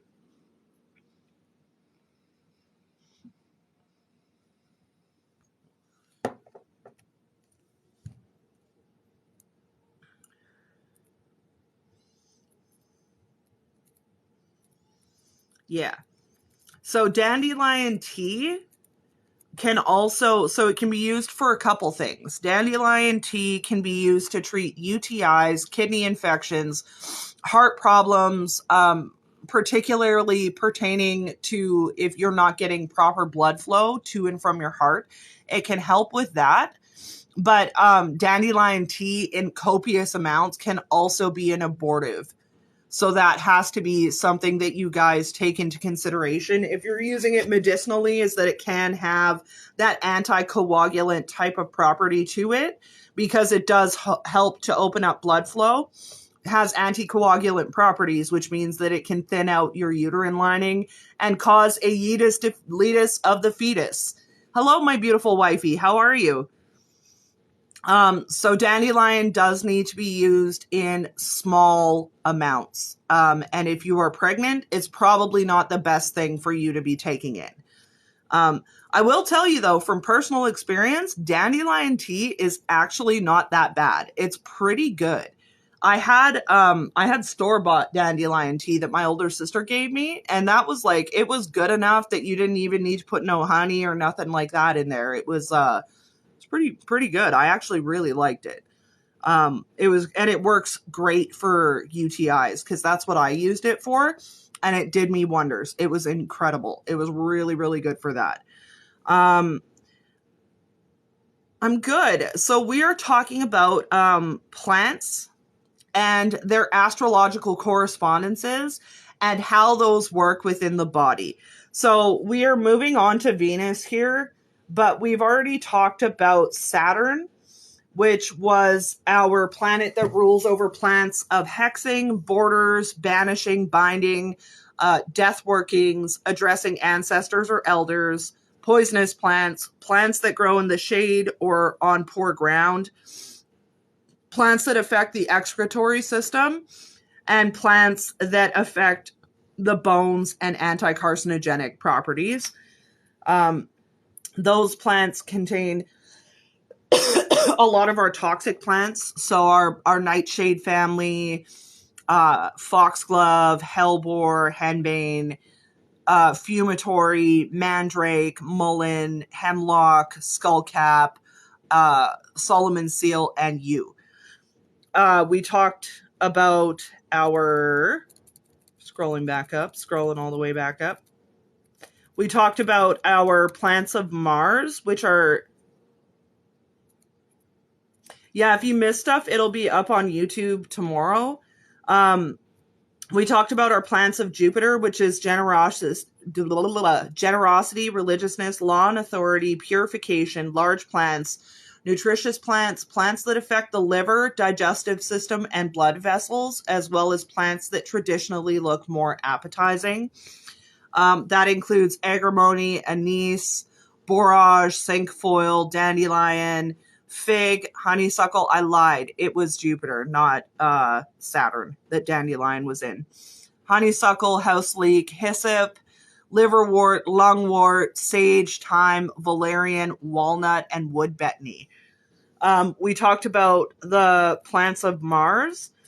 So the characteristics of plants of Mars are protection, attack, revenge, domination, vigor, vitality, plants with thorns and prickly surfaces that may be irritating to the skin, herbs and roots with strong, spicy aromas, warming plants, plants that strengthen the immune system, plants that affect the muscles and tendons, and plants that enhance sex drive and potency. They also have blood purification properties. And some of these plants that we talked about were basil, blackthorn, bryony, cactus, carrot, chilies, coriander, garlic, gorse, hawthorn, high John the Conqueror, which I'm doing further research on, hound's tongue, leek, muguet, mustard, nettles, onions, oregano, pennyroyal, which has to be used very cautiously if you are pregnant because it's an abortive, pine, pepper, rue, snapdragons, sweet woodruff, thistle, thornapple, tobacco, wormwood, and yucca. We talked about the plants of the sun, which we just finished up with. You missed a good part of it. We just finished up with plants that are associated with the sun, but the good news for you is that I will have this posted to my YouTube tomorrow. So if you want to go back and watch the whole episode, it is going to be there. And I'm also going to have the notes that I used to teach the class tonight. I'm going to have that posted up for you guys to be able to buy on my Etsy shop. It is a digital download that comes as a PDF that is broken up into sections, and it's all organized for you guys. It's called the Blasphemous Study Buddy. It's super helpful. It's very optional, but we did talk about a lot thus far. And we've been sidetracked 3 or 4 times. So there's that. So we talked about plants that are associated with the sun. This is the last time I'm going to go back over this. And then from this point forward, I'm just going to push on. So characteristics of sun-ruled plants are centering, wealth, general protection, plants that affect the heart and circulatory system, tonics, warming and calming plants, antidepressant plants, plants that affect the spine, plants that ease symptoms arising from phototoxic reactions, skin protectants, plants that affect the eyesight, flowers that resemble the sun in shape and color, plants with citrus or orange-like scent. And yeah, so some examples of that would be angelica, which is also associated with Venus, ash, sweet flag or calamus root, carnation, cedar, centaury, cinnamon, cow's lip, eyebright, heliotrope, hibiscus, I can't say that word, hibiscus, hops, juniper, laurel, lavage, lemon, mallow root, mistletoe, oak, olibrium, olive, orange, palm, peony, rosemary, which does not replace every single fucking herb. I don't even want to hear it. Rowan, rue, saffron, St. John's wort, and sunflower. So we've talked over a lot of stuff. We're going to move on to Venus now, because I still have lots to go over with you guys. So the characteristics of plants that are associated with Venus. Love and money spells, protection from material spells, harmony, balancing. They include aphrodisiacs, plants affecting the kidneys and urinary system, astringent plants, plants that have effects on the genital tract. And that can also include the functionality of your genitals. So like erectile dysfunction and things like that can also be affected by that. Plants that aid in wound healing, skin lesions, plants with large flowers and velvety leaves, and plants with overwhelmingly sweet scents. And you guys are going to find the reason that I'm giving you guys the description of like some of what the plant actually looks and feels like is because, again, you will find consistencies in the plants that are ruled by the planets in having some of those characteristics. So some examples of plants that are used as an aphrodisiac or have the characteristics of plants of Venus would be almond, birch, catnip, cherry, cornflower, columbine, which is also ruled by Saturn as well, cowslip, elder, foxglove, which again, we saw that associated with Saturn for banishing and binding as well, geranium, goldenrod, heather, lady's mantle, larkspur, lemon balm, which is also ruled by the moon, lilac, mallow root, myrtle, plantains, pansies, tansies, vanilla, vervain, violet, and yarrow. All of these have protection, sweet smelling flowers, and they're all within like the aphrodisiac type of family. Again, you're going to see crossovers between certain plants and other planets because they do have more than one ruling plant. Some of those that let's see, what should we catnip. Catnip is a really good plant that's often overlooked. Catnip can be utilized in money workings, in protection workings.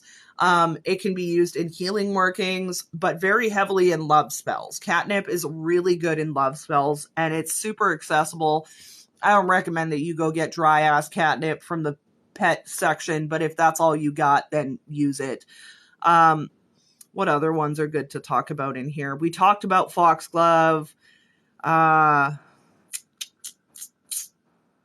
Lemon balm. Again, lemon balm is great for protection and money, but very much, again, not frequently used as an aphrodisiac, but yeah, catnip is great for stuff with bast. Very much so. I'm trying to think of like which ones out of these we can talk about a little bit more in depth. Catnip, we just kind of talked about. Vanilla is another thing that's really, since we like to talk about affordable witchcraft, vanilla is another thing that you guys might have around either in an extract form or in scent form. Vanilla is really good for protection, healing, soothing. If you are struggling to sleep, vanilla can help with that as well. And the reason I picked that is because pretty much everybody has it lying around.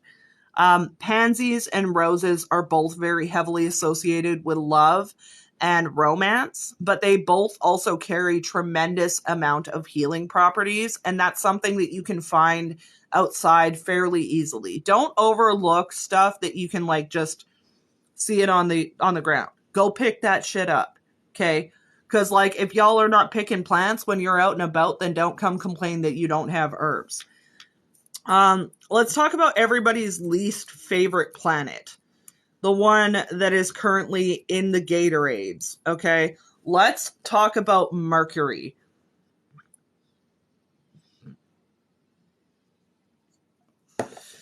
And plants that are associated with it. So, plants that are associated with Mercury carry characteristics of knowledge, travel, communication, divination.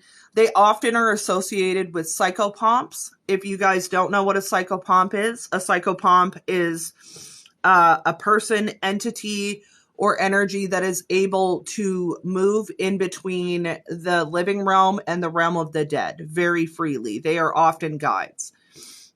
Trickery, plants affecting the nervous system and the respiratory system. Plants with feathery leaves, herbs with intense but short-lasting scents, inconspicuous herbs, so herbs that you wouldn't expect or you wouldn't normally pick out, multicolored herbs, and plants with umbels, which is a certain type of leaf.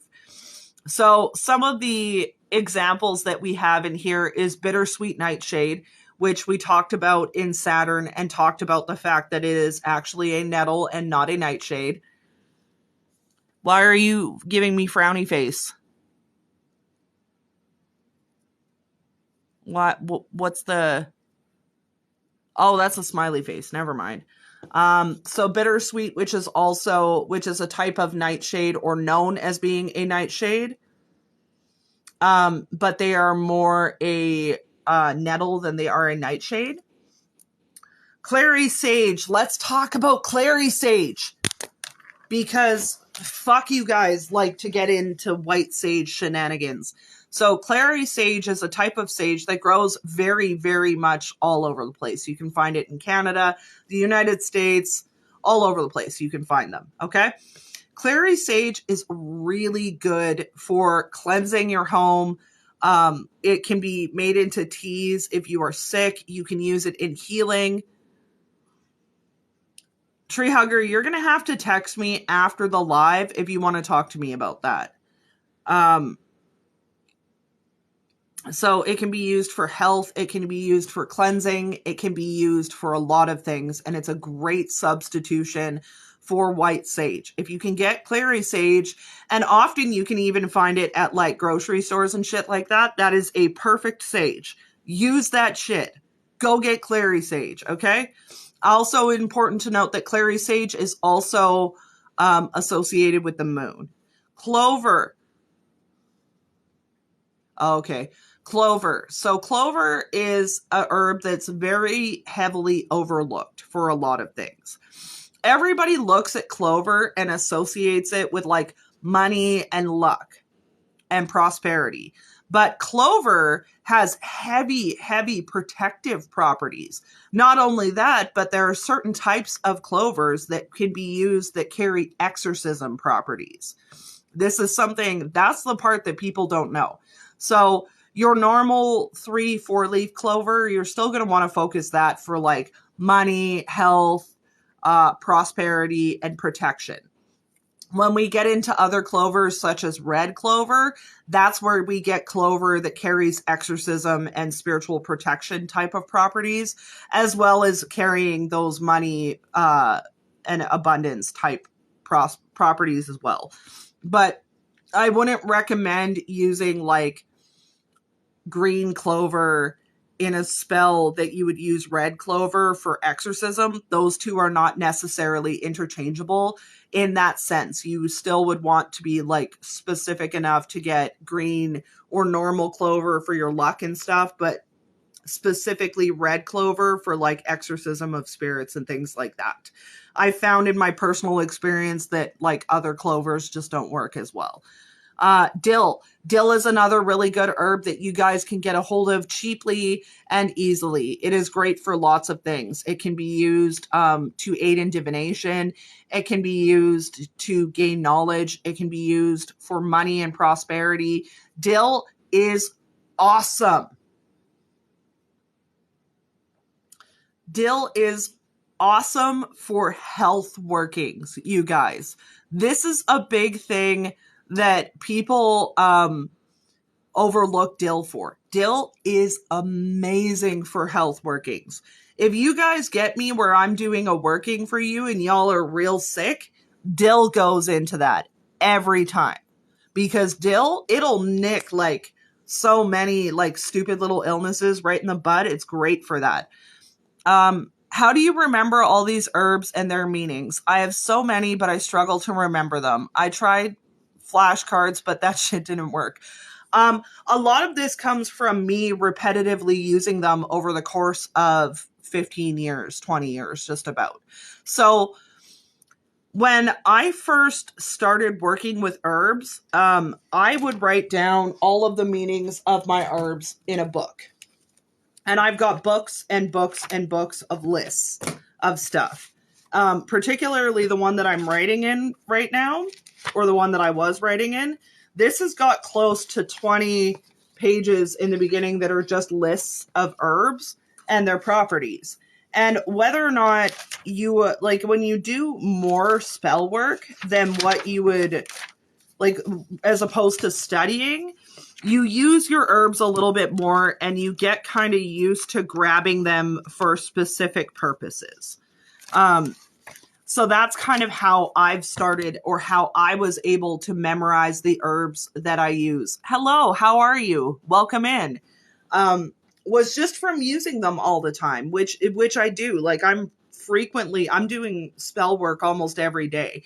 So there are a lot of herbs that I have just used for so many years that the meanings of them are just ingrained in my head.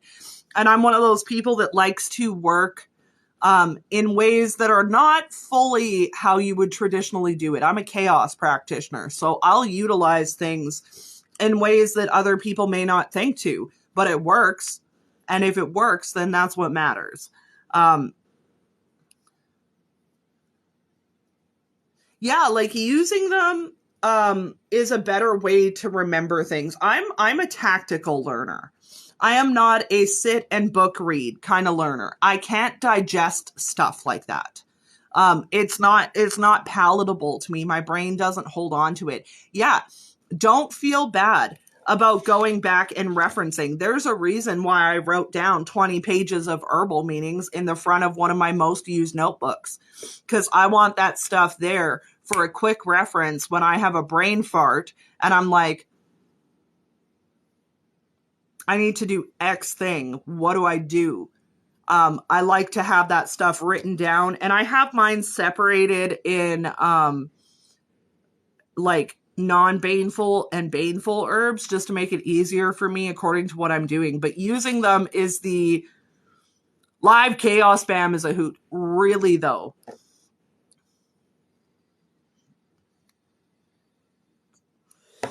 You should be studying and learning them and reading about them. Absolutely.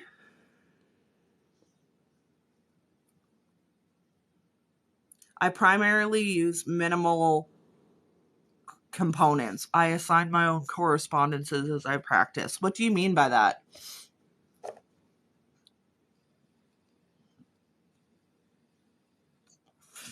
Also, I just realized that your name is Tarot Misu, and I love that for you and me. Thank you for gracing me with that username today. But yeah, I got a little bit sidetracked again, which happens every time I do one of these lives. So Mercury, we were talking about examples. So bittersweet, caraway, chervil, clary sage, which is a great substitution for other sages. Clover, which can be used in its green ass form for luck, prosperity, protection, and money workings. Red clover is particularly good for exorcism and protection over money and prosperity, but they both work for both, kind of, but I wouldn't use normal dill for an exorcism because it just doesn't work as well. Fennel, fern, lavender, lemongrass, lily of the valley, which is poisonous, mandrake, which is also poisonous a little bit, marjoram, mint, parsley, and summer savory. Retrograde planet Mercury. Mercury literally be giving us like a little bit of everything. I find writing ingrains it into your brain. That's a good way to remember stuff, for sure. Like, I think that everybody has different ways that they go about learning and memorizing things, and no one way is better than the other. There are different, like, everybody kind of processes stuff differently. So some...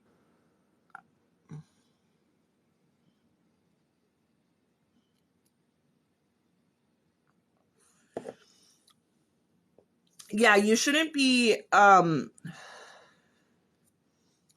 if other people have told you to use something, you should not use that if you don't know what that herb does and you don't know how to properly use it. So if people are recommending herbs, like even if I recommend an herb to you guys, if I'm on here and I tell you guys to use red clover, if you've got some kind of like nasty entity lingering around and being a spiteful, nasty little wench, you should not be going to the store and buying red clover and coming home and putting it in a spell. You should be going, oh, Bam Bam told me that I can use red clover for exorcism properties, and then go and research that herb. And I'm not talking about researching that herb in what it does magically, okay? When you're researching herbs, you should be researching the magical properties, the medicinal properties, as well as safety and health interactions with medications, safety and health reactions if you have pets, because a lot of our very commonly used plants that we use in witchcraft are not pet safe.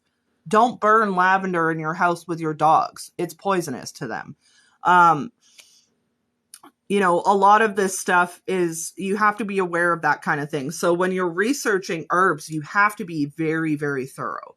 Remembering the properties of an herb is 1% of what you need to do when you're working with plants. And I always stress this to you guys.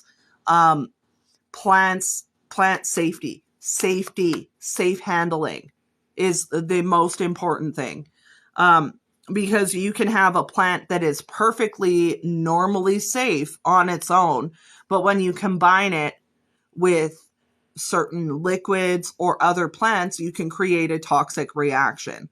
Working with plants and herbs is something that I think that every witchcraft practitioner does to a certain degree, but a lot underestimate how much work actually goes into properly working with herbs. And even though I'm giving you guys like a little bit of knowledge here tonight, further research, you guys, every time. Mint is another plant that I use a lot. We're going to talk about mint on this list, and then we're going to move on. Mint is another plant that I use a lot, whether it's spearmint, whether it's peppermint, whether it's wild mint. Me personally, I really like wild mint. I don't know why. I don't know what it is. But if you are to give me the pick of the mint litter, I'm going to grab wild mint every single time.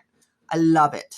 It's amazing. Not only that, but it grows like a bitch out by my cabin. So like, I'll just go out there and like grab like handfuls of this stuff and bring it home with me. Mint can be used in warding. It can be used in protection. It can be used in money and prosperity workings. It can be used in motivation workings. It can be used for soothing or cooling if you have a fever or something like that.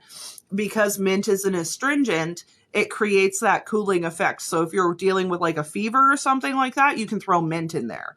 Mint is really good for stuff like that. Also, side note, mint is fucking mint for stomach problems. Literally. It's so good for stomach problems. Hello. Thank you for joining us right near the end. We are talking about herbs and astrology tonight. I'm kind of breaking down some very basic, I'll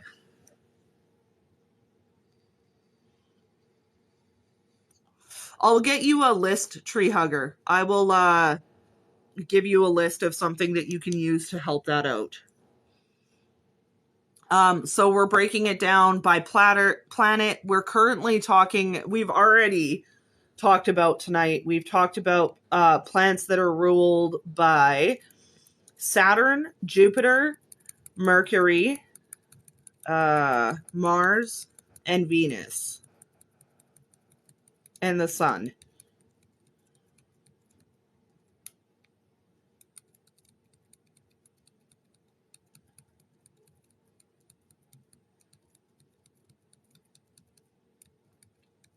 So we're going to talk about planets that are ruled by the moon now. Planets that are ruled by the moon carry the characteristics of impacting dreams,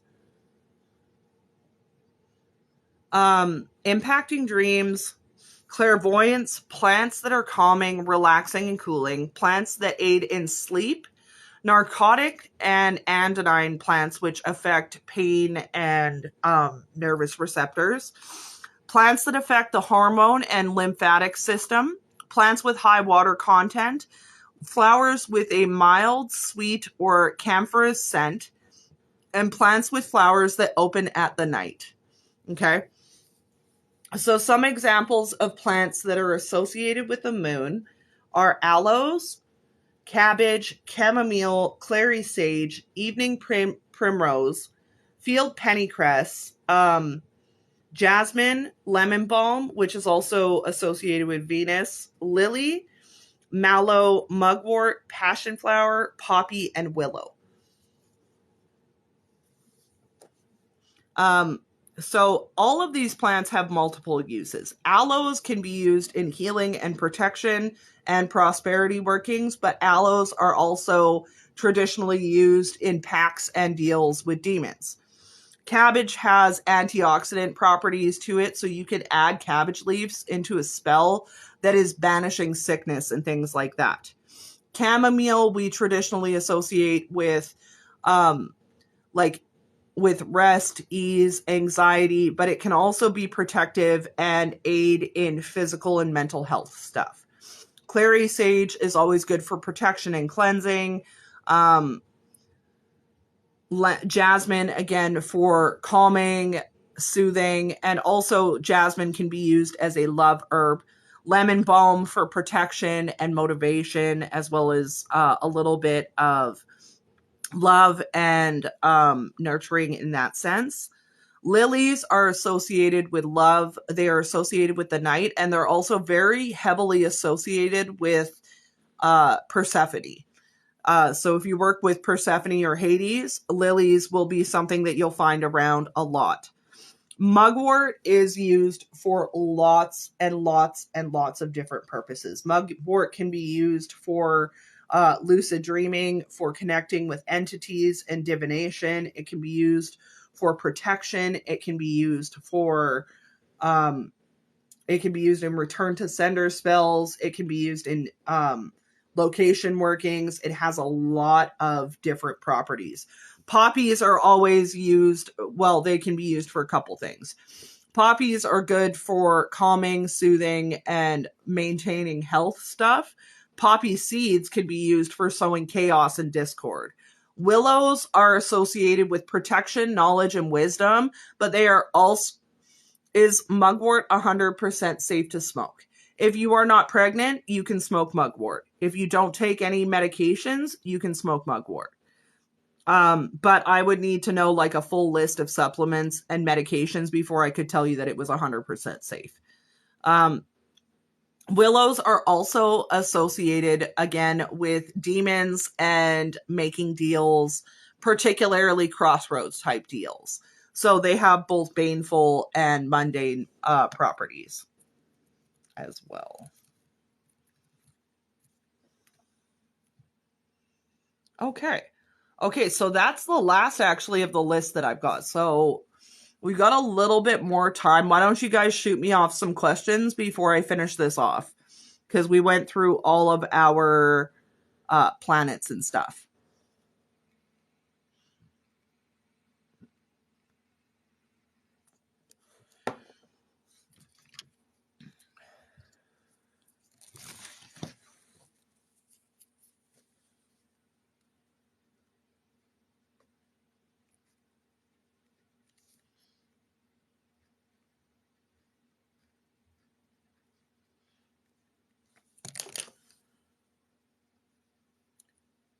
How do you know what's safe for smoking and what's not? So generally, you're right that it varies for each person. Herbs that are generally pretty safe for smoking are mugwort, lavender, chamomile, skullcap is also safe for consumption. Mostly those are the ones that I know for sure are safe. You should not be smoking your witchcraft herbs if you don't know what they do. And as a general rule of thumb, you should not be smoking your witchcraft herbs. Even herbs such as lavender and mugwort, which are generally safe for human consumption, can be kind of like overused or misused and cause complications. Particularly mugwort, because it is an abortive. That's a big thing with mugwort, is it is an abortive. It creates... well, mugwort is not going to allow you to penetrate something that you shouldn't be breaking into, but it'll certainly give you some crazy fucking dreams. Mugwort was also used alongside belladonna in flying ointment because it has those divination opening properties. So even though like mugwort is generally safe to consume,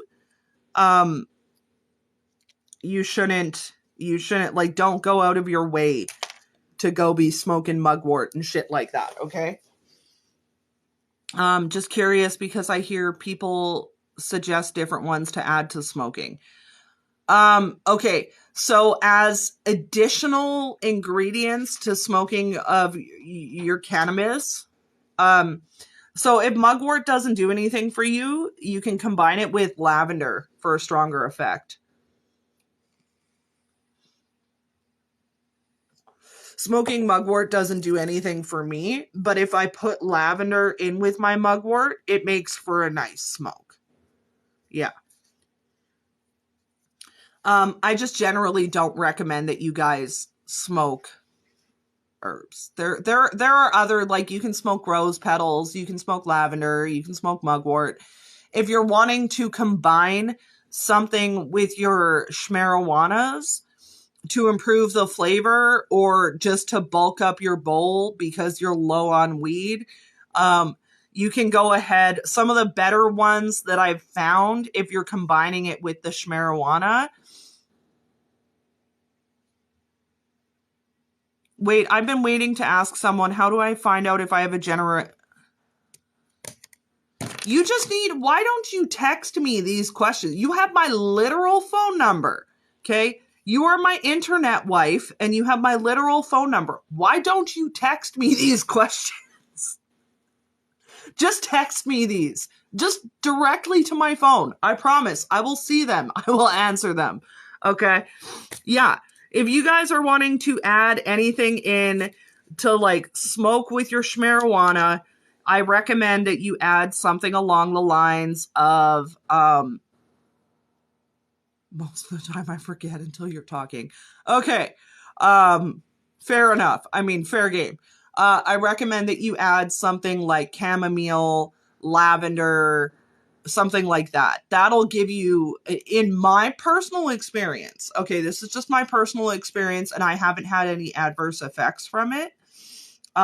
Again, if you're combining herbs with your schmarijuanas, one of the best ways to do it is to take, like, make your base of your green, okay, and then you're going to add the smallest pinch of chamomile and the smallest pinch of lavender seeds in there and smoke that. And it's delicious. It's really, the flavor is really, really nice. The chamomile gives it a little bit of, like, a cooler flavor, and it takes away the harshness of the lavender and the schmarijuana. So it makes for and rose petals make for a really nice smoke as well. Yeah. But I generally find, like, if I'm combining stuff, it's chamomile, lavender, and green that I put together to smoke. And it's just, it tastes beautiful. It really tastes really, really good. Is clary safe to use in a plant form while pregnant? All sages carry abortive properties. Sages have blood thinning properties to them, again, which creates an issue with the uterine lining and the mucus lining within your uterus. So it can cause for your uterine lining to thin, and it can also create contractions. So when you're, if you're using it in the sense of, like, if you're burning it, maybe, but again, you're not going to want to, inhale it too heavily. You're not going to want to consume it too much. You're going to want to kind of stay safe from it because it can have abortive properties.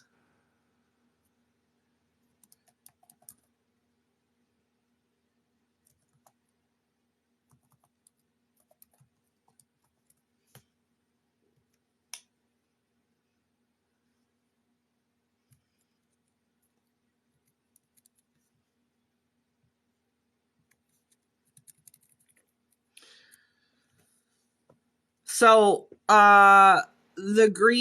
green is associated with the earth. It is associated with Uranus, and it is associated with, I think it's just those two. Yeah, Uranus and Earth are what is associated. It can be dangerous in all forms. Everybody's body reacts to herbal supplements differently. And that's one of the things that makes dosing so hard with herbal supplements, is because you might have somebody who can sit there and huff the fumes of clary sage while they're pregnant and have no side effects, but you might get somebody who touches an oil and they react to it. Yes, green is associated with protecting and cleansing. It's also associated with luck, money, and prosperity, and health.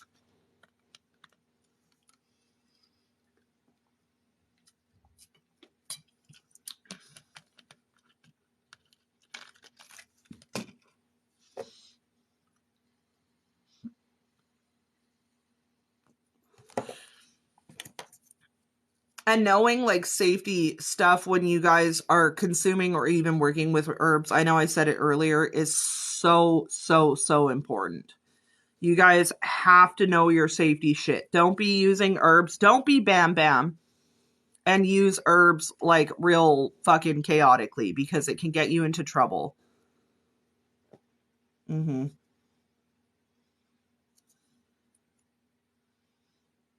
Hey, Blondie.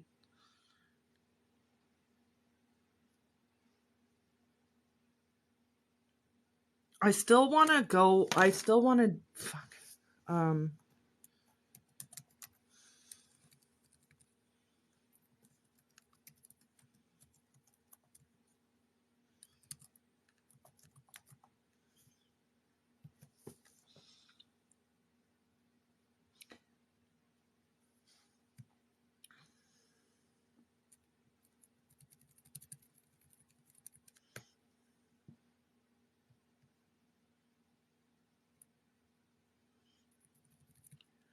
It's important to like, so whether you're working with herbs as a witch and you're utilizing their metaphysical properties, or if you're working with them in the sense of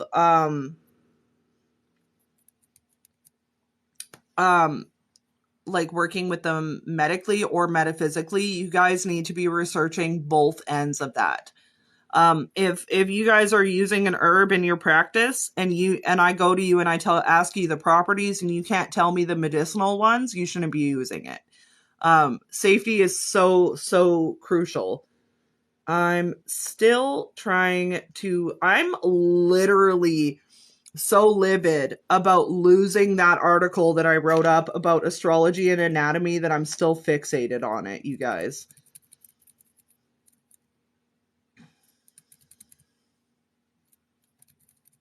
Okay. Anatomy and the planet. So you guys want a quick mini lesson on that? Because I found it.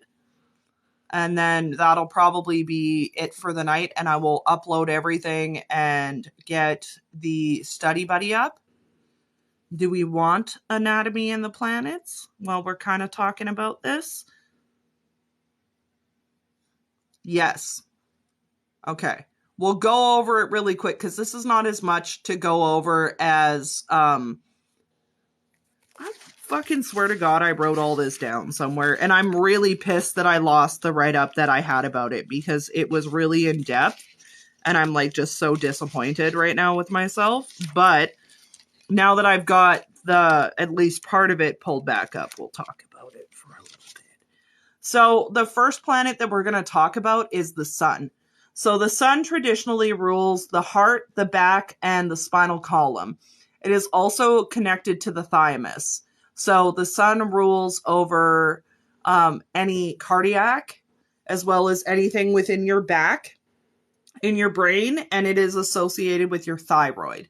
So when we're working with energy healing, or we're working with the planets to work on a particular sickness with somebody, this is where you're going to want to know this, okay? So if you've got somebody with a back problem or a spinal problem, not only are you going to want to work with sun energy in order to resolve that, but you're going to want to work with sun-based herbs as well in order to treat it. Mercury is associated with the respiratory tract, respiration, the brain, the nervous system as a whole. There is a strong influence on the complex links between the body parts. So Mercury also, not only is Mercury going to be the planet that you're going to work with, so again, respiratory problems, whether that be bronchitis, asthma, COPD, whatever it is, if it's associated with the respiratory system, if it is associated with the brain, which is why Mercury, when we think about it, Mercury, when it goes into retrograde, it fucks with all our emotions because Mercury rules over the brain. That's also why you see people who are typically less likely to react in a reasonable manner during the Mercury retrograde, because it gets our brains all fucked up, because that's quite literally what Mercury rules over.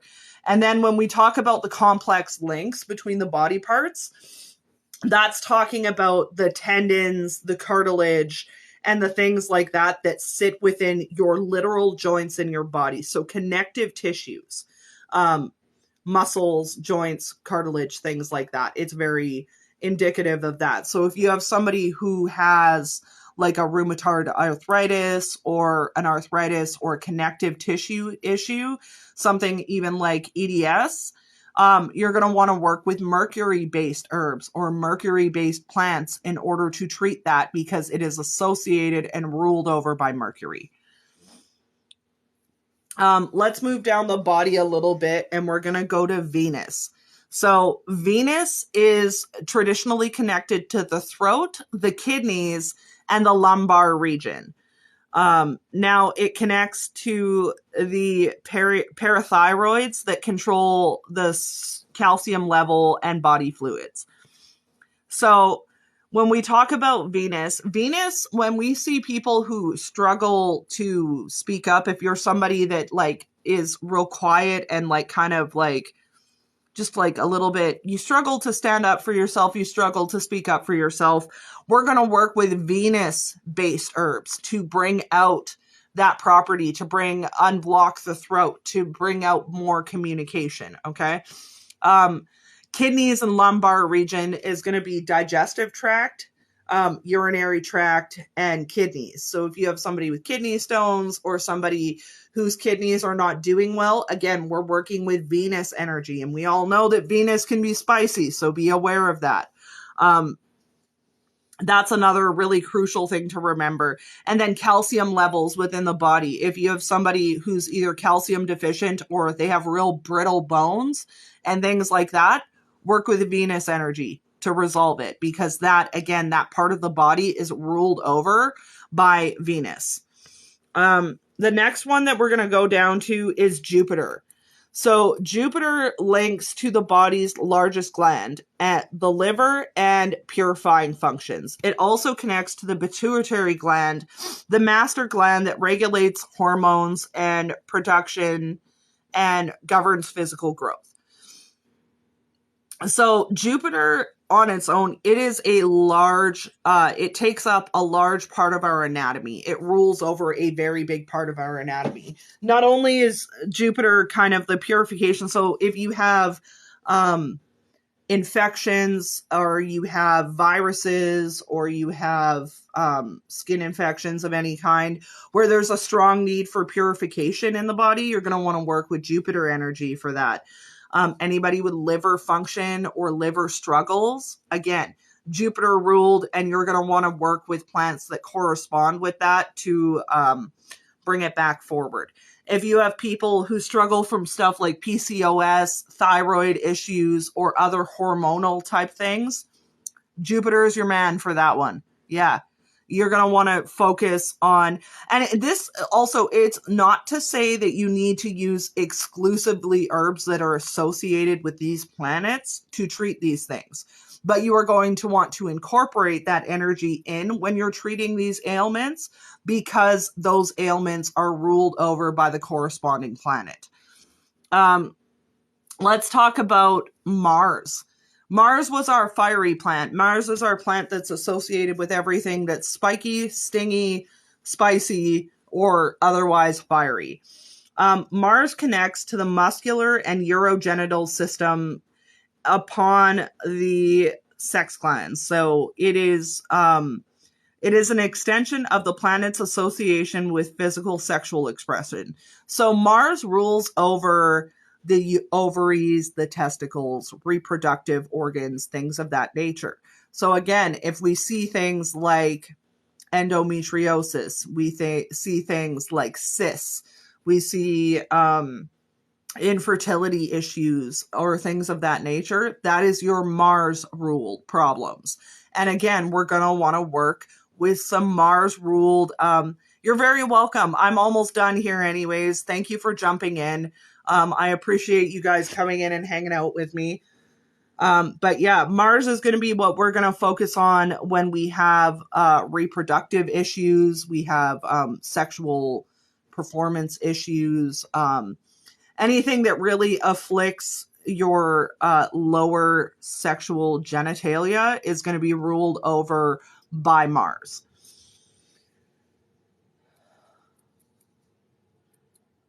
Pluto is linked with Mars in the gonads, meaning in the testicles.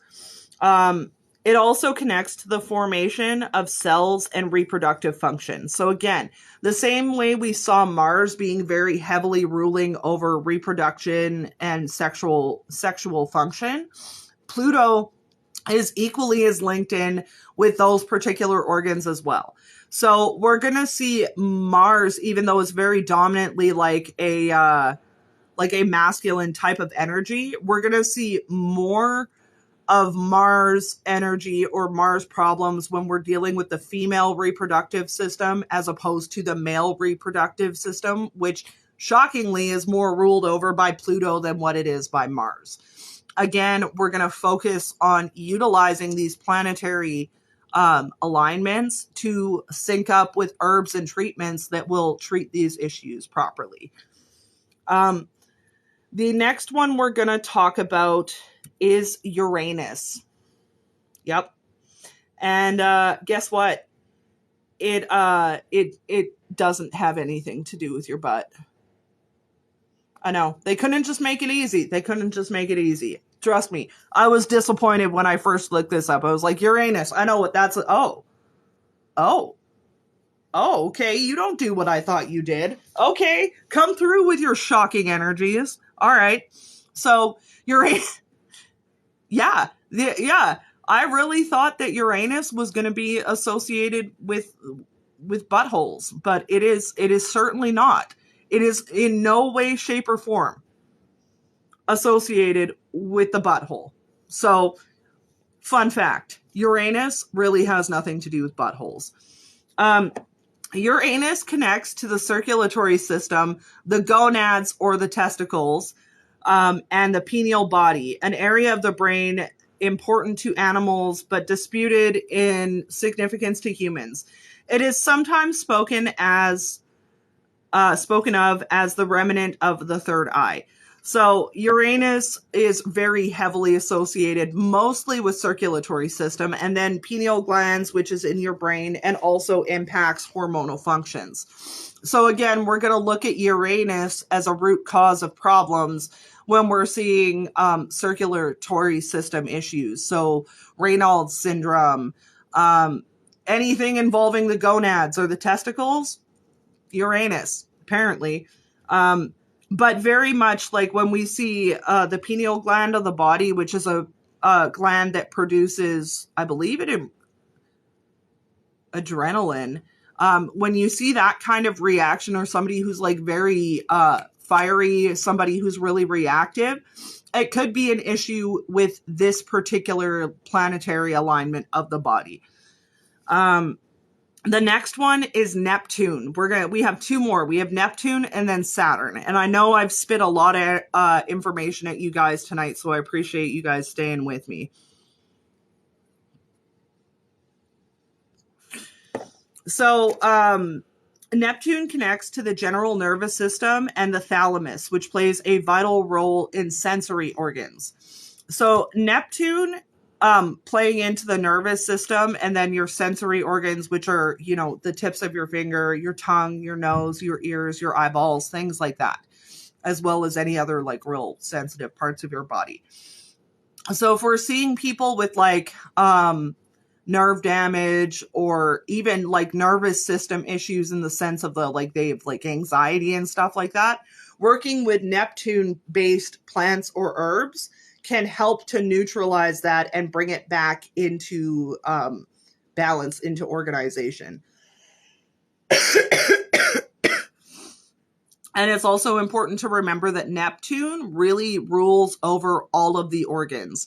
So if you have a particularly difficult situation and you're unable to figure out kind of what is causing a sickness, Neptune might be your planet that you want to tap into to find out exactly what the root cause is. Because this planet rules over the entire nervous system. And our nervous system controls our whole body. It doesn't just control our senses and things. The nervous system is quite literally the electricity that shoots through our body that makes us work. If we don't have that, we're just meat suits. So if you have like somebody that's experiencing either like really heavy overall problems or you are unable to pinpoint exactly what is causing the problem, Neptune is your guy for that. Okay. And the last one we're going to talk about is Saturn. I'm getting itchy and I don't know why.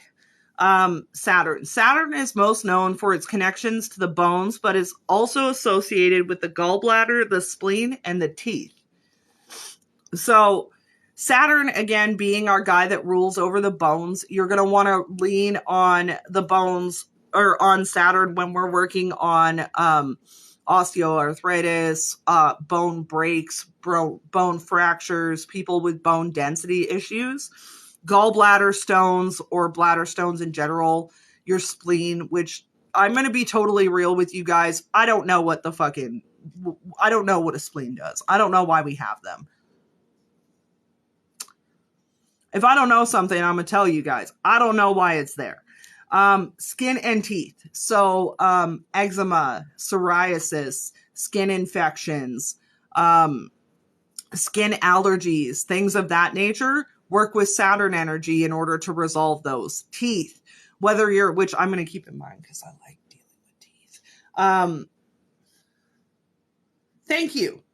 I'm going to write that down.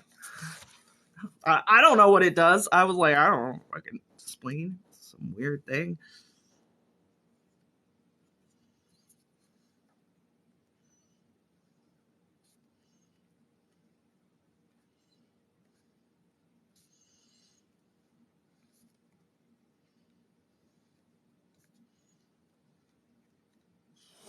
Okay, so teeth. If you have, yeah, you did help. You absolutely helped. So teeth. If you're having tooth loss or tooth decay, cavities, root canals, problems with wisdom teeth, or even when you're working, if you have like a little that is teething and they're struggling to cut their teeth through, you can work with Saturn energy in order to resolve that. Why am I getting... What the hell? I have like a hot spot on my arm. It's weird, like the rest of my body and then like right here, I have like a hot spot going on and it's hella itchy and I don't know why. That's not fun for me at all.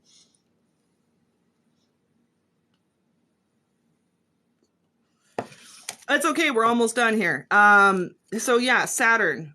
Bones, gallbladder, spleen, and teeth.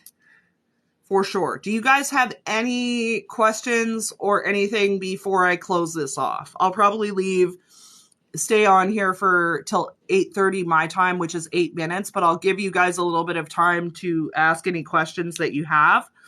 And then I will probably close this up for the night and post the notes and get it downloaded and all that good stuff for you guys.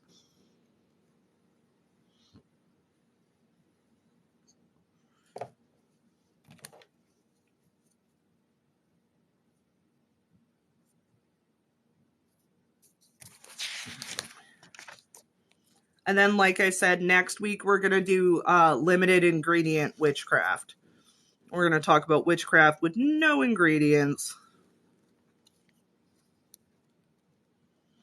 It probably is a pinched nerve. I have nerve problems with my back pretty badly. So that's probably what it is. I mean, who knows? There's so many fucking things wrong with my body. It's not even funny.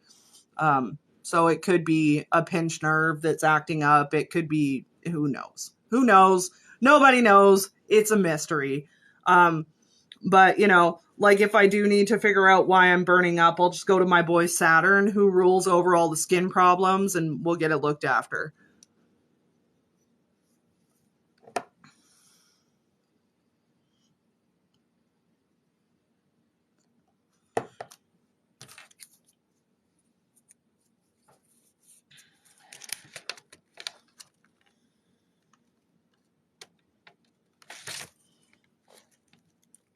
Yeah. I'm trying to think if there's anything else that I kind of need to go over with you guys today, but I think we went over quite a bit. I feel like that's enough information for the day. I am probably... What about self-love herbs? You mean like what herbs to use for self-love if you're doing a self-love spell? You're going to want to use herbs like... you're going to want to use coffee. You're going to want to use dirt. You're going to want to use, depending on if you're struggling with your self-esteem, you're going to want to use self-esteem boosting herbs. I can pull some of those out of the front of my thing. Of course, like my thing opens up and it's baneful herbs first. So for self-love, you can use allspice. You can use almond. You can use anise, apple, basil, bay, lavender, coffee, dirt, clove, clover, boneset, chickweed, chamomile. Yeah, lots. Herbs for grounding and confidence. You're going to want to use wormwood, coffee, dirt, cinnamon, cedar, clover probably would help with that. I'm trying to think of what other ones. Dandelion, eucalyptus,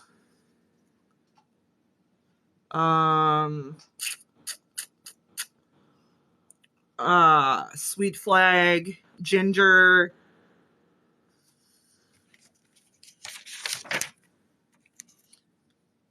hyacinth, juniper, lemon, licorice, marigold, herbs associated with Aphrodite.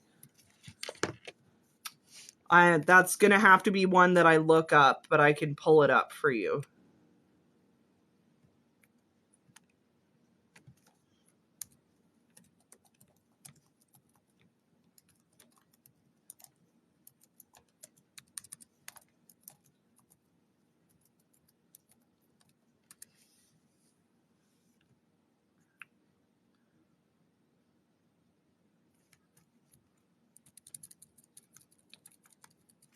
Okay, so Aphrodite, you're going to want to work with herbs such as... You're so welcome. Oh, my stomach is starting to get angry. What's going on? So that are associated with, a self-love spell. Okay, so mint. I'm going to have to, Percy, this might have basil is another one that you can use. Rosemary is associated with Aphrodite. Cinnamon. Strawberries. Pomegranates. Myrtle. Erotic iris. Or iris flower in general. Weed.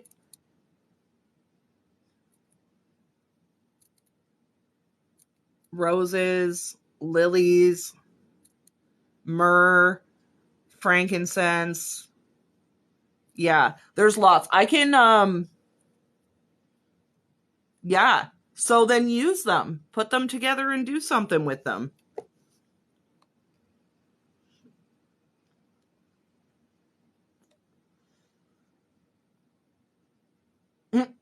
Yeah, you can put all of those together. If you tell me, if you give me after I'm done, I can put together a list for you. I have a couple other things that I need to do tonight. But I will put together a list, either that or I will make up an actual mixture that I will send you. Not like the physical mixture, but I'll take the plants that you've told me that you have and I'll put together a mixture for you out of it and I will tell you how to use them so that you know how to properly use those. Coffee is really good in self-love spells though because it's so heavily grounding. Use fucking coffee. I swear. Yeah. It's okay. I will get in touch with you after and we will go over that. And I will talk to you about it after. You guys, I think I'm going to let you go cuz my stomach is doing something and I don't know what it's doing and my guts are starting to hurt. So, I will get the notes out for this Sunday school. They're already ready. I just need to upload them. And I will get this uploaded to YouTube for the people who missed the first fucking 3/4 of it. And I will talk to you guys later. Okay? Okay, I'm going to go now because I don't know what my stomach's doing, but it's angry. Okay? Okay, I'm going to talk to you guys later. Okay, bye. Love you, bye. Love you, bye. Okay? Yes, no? Yes, no? Yes, no, yes? Good night. I have to go now because my stomach's going to explode. So I will talk to you guys later. Okay, okay. I love you. Bye. I gotta go. I gotta go now.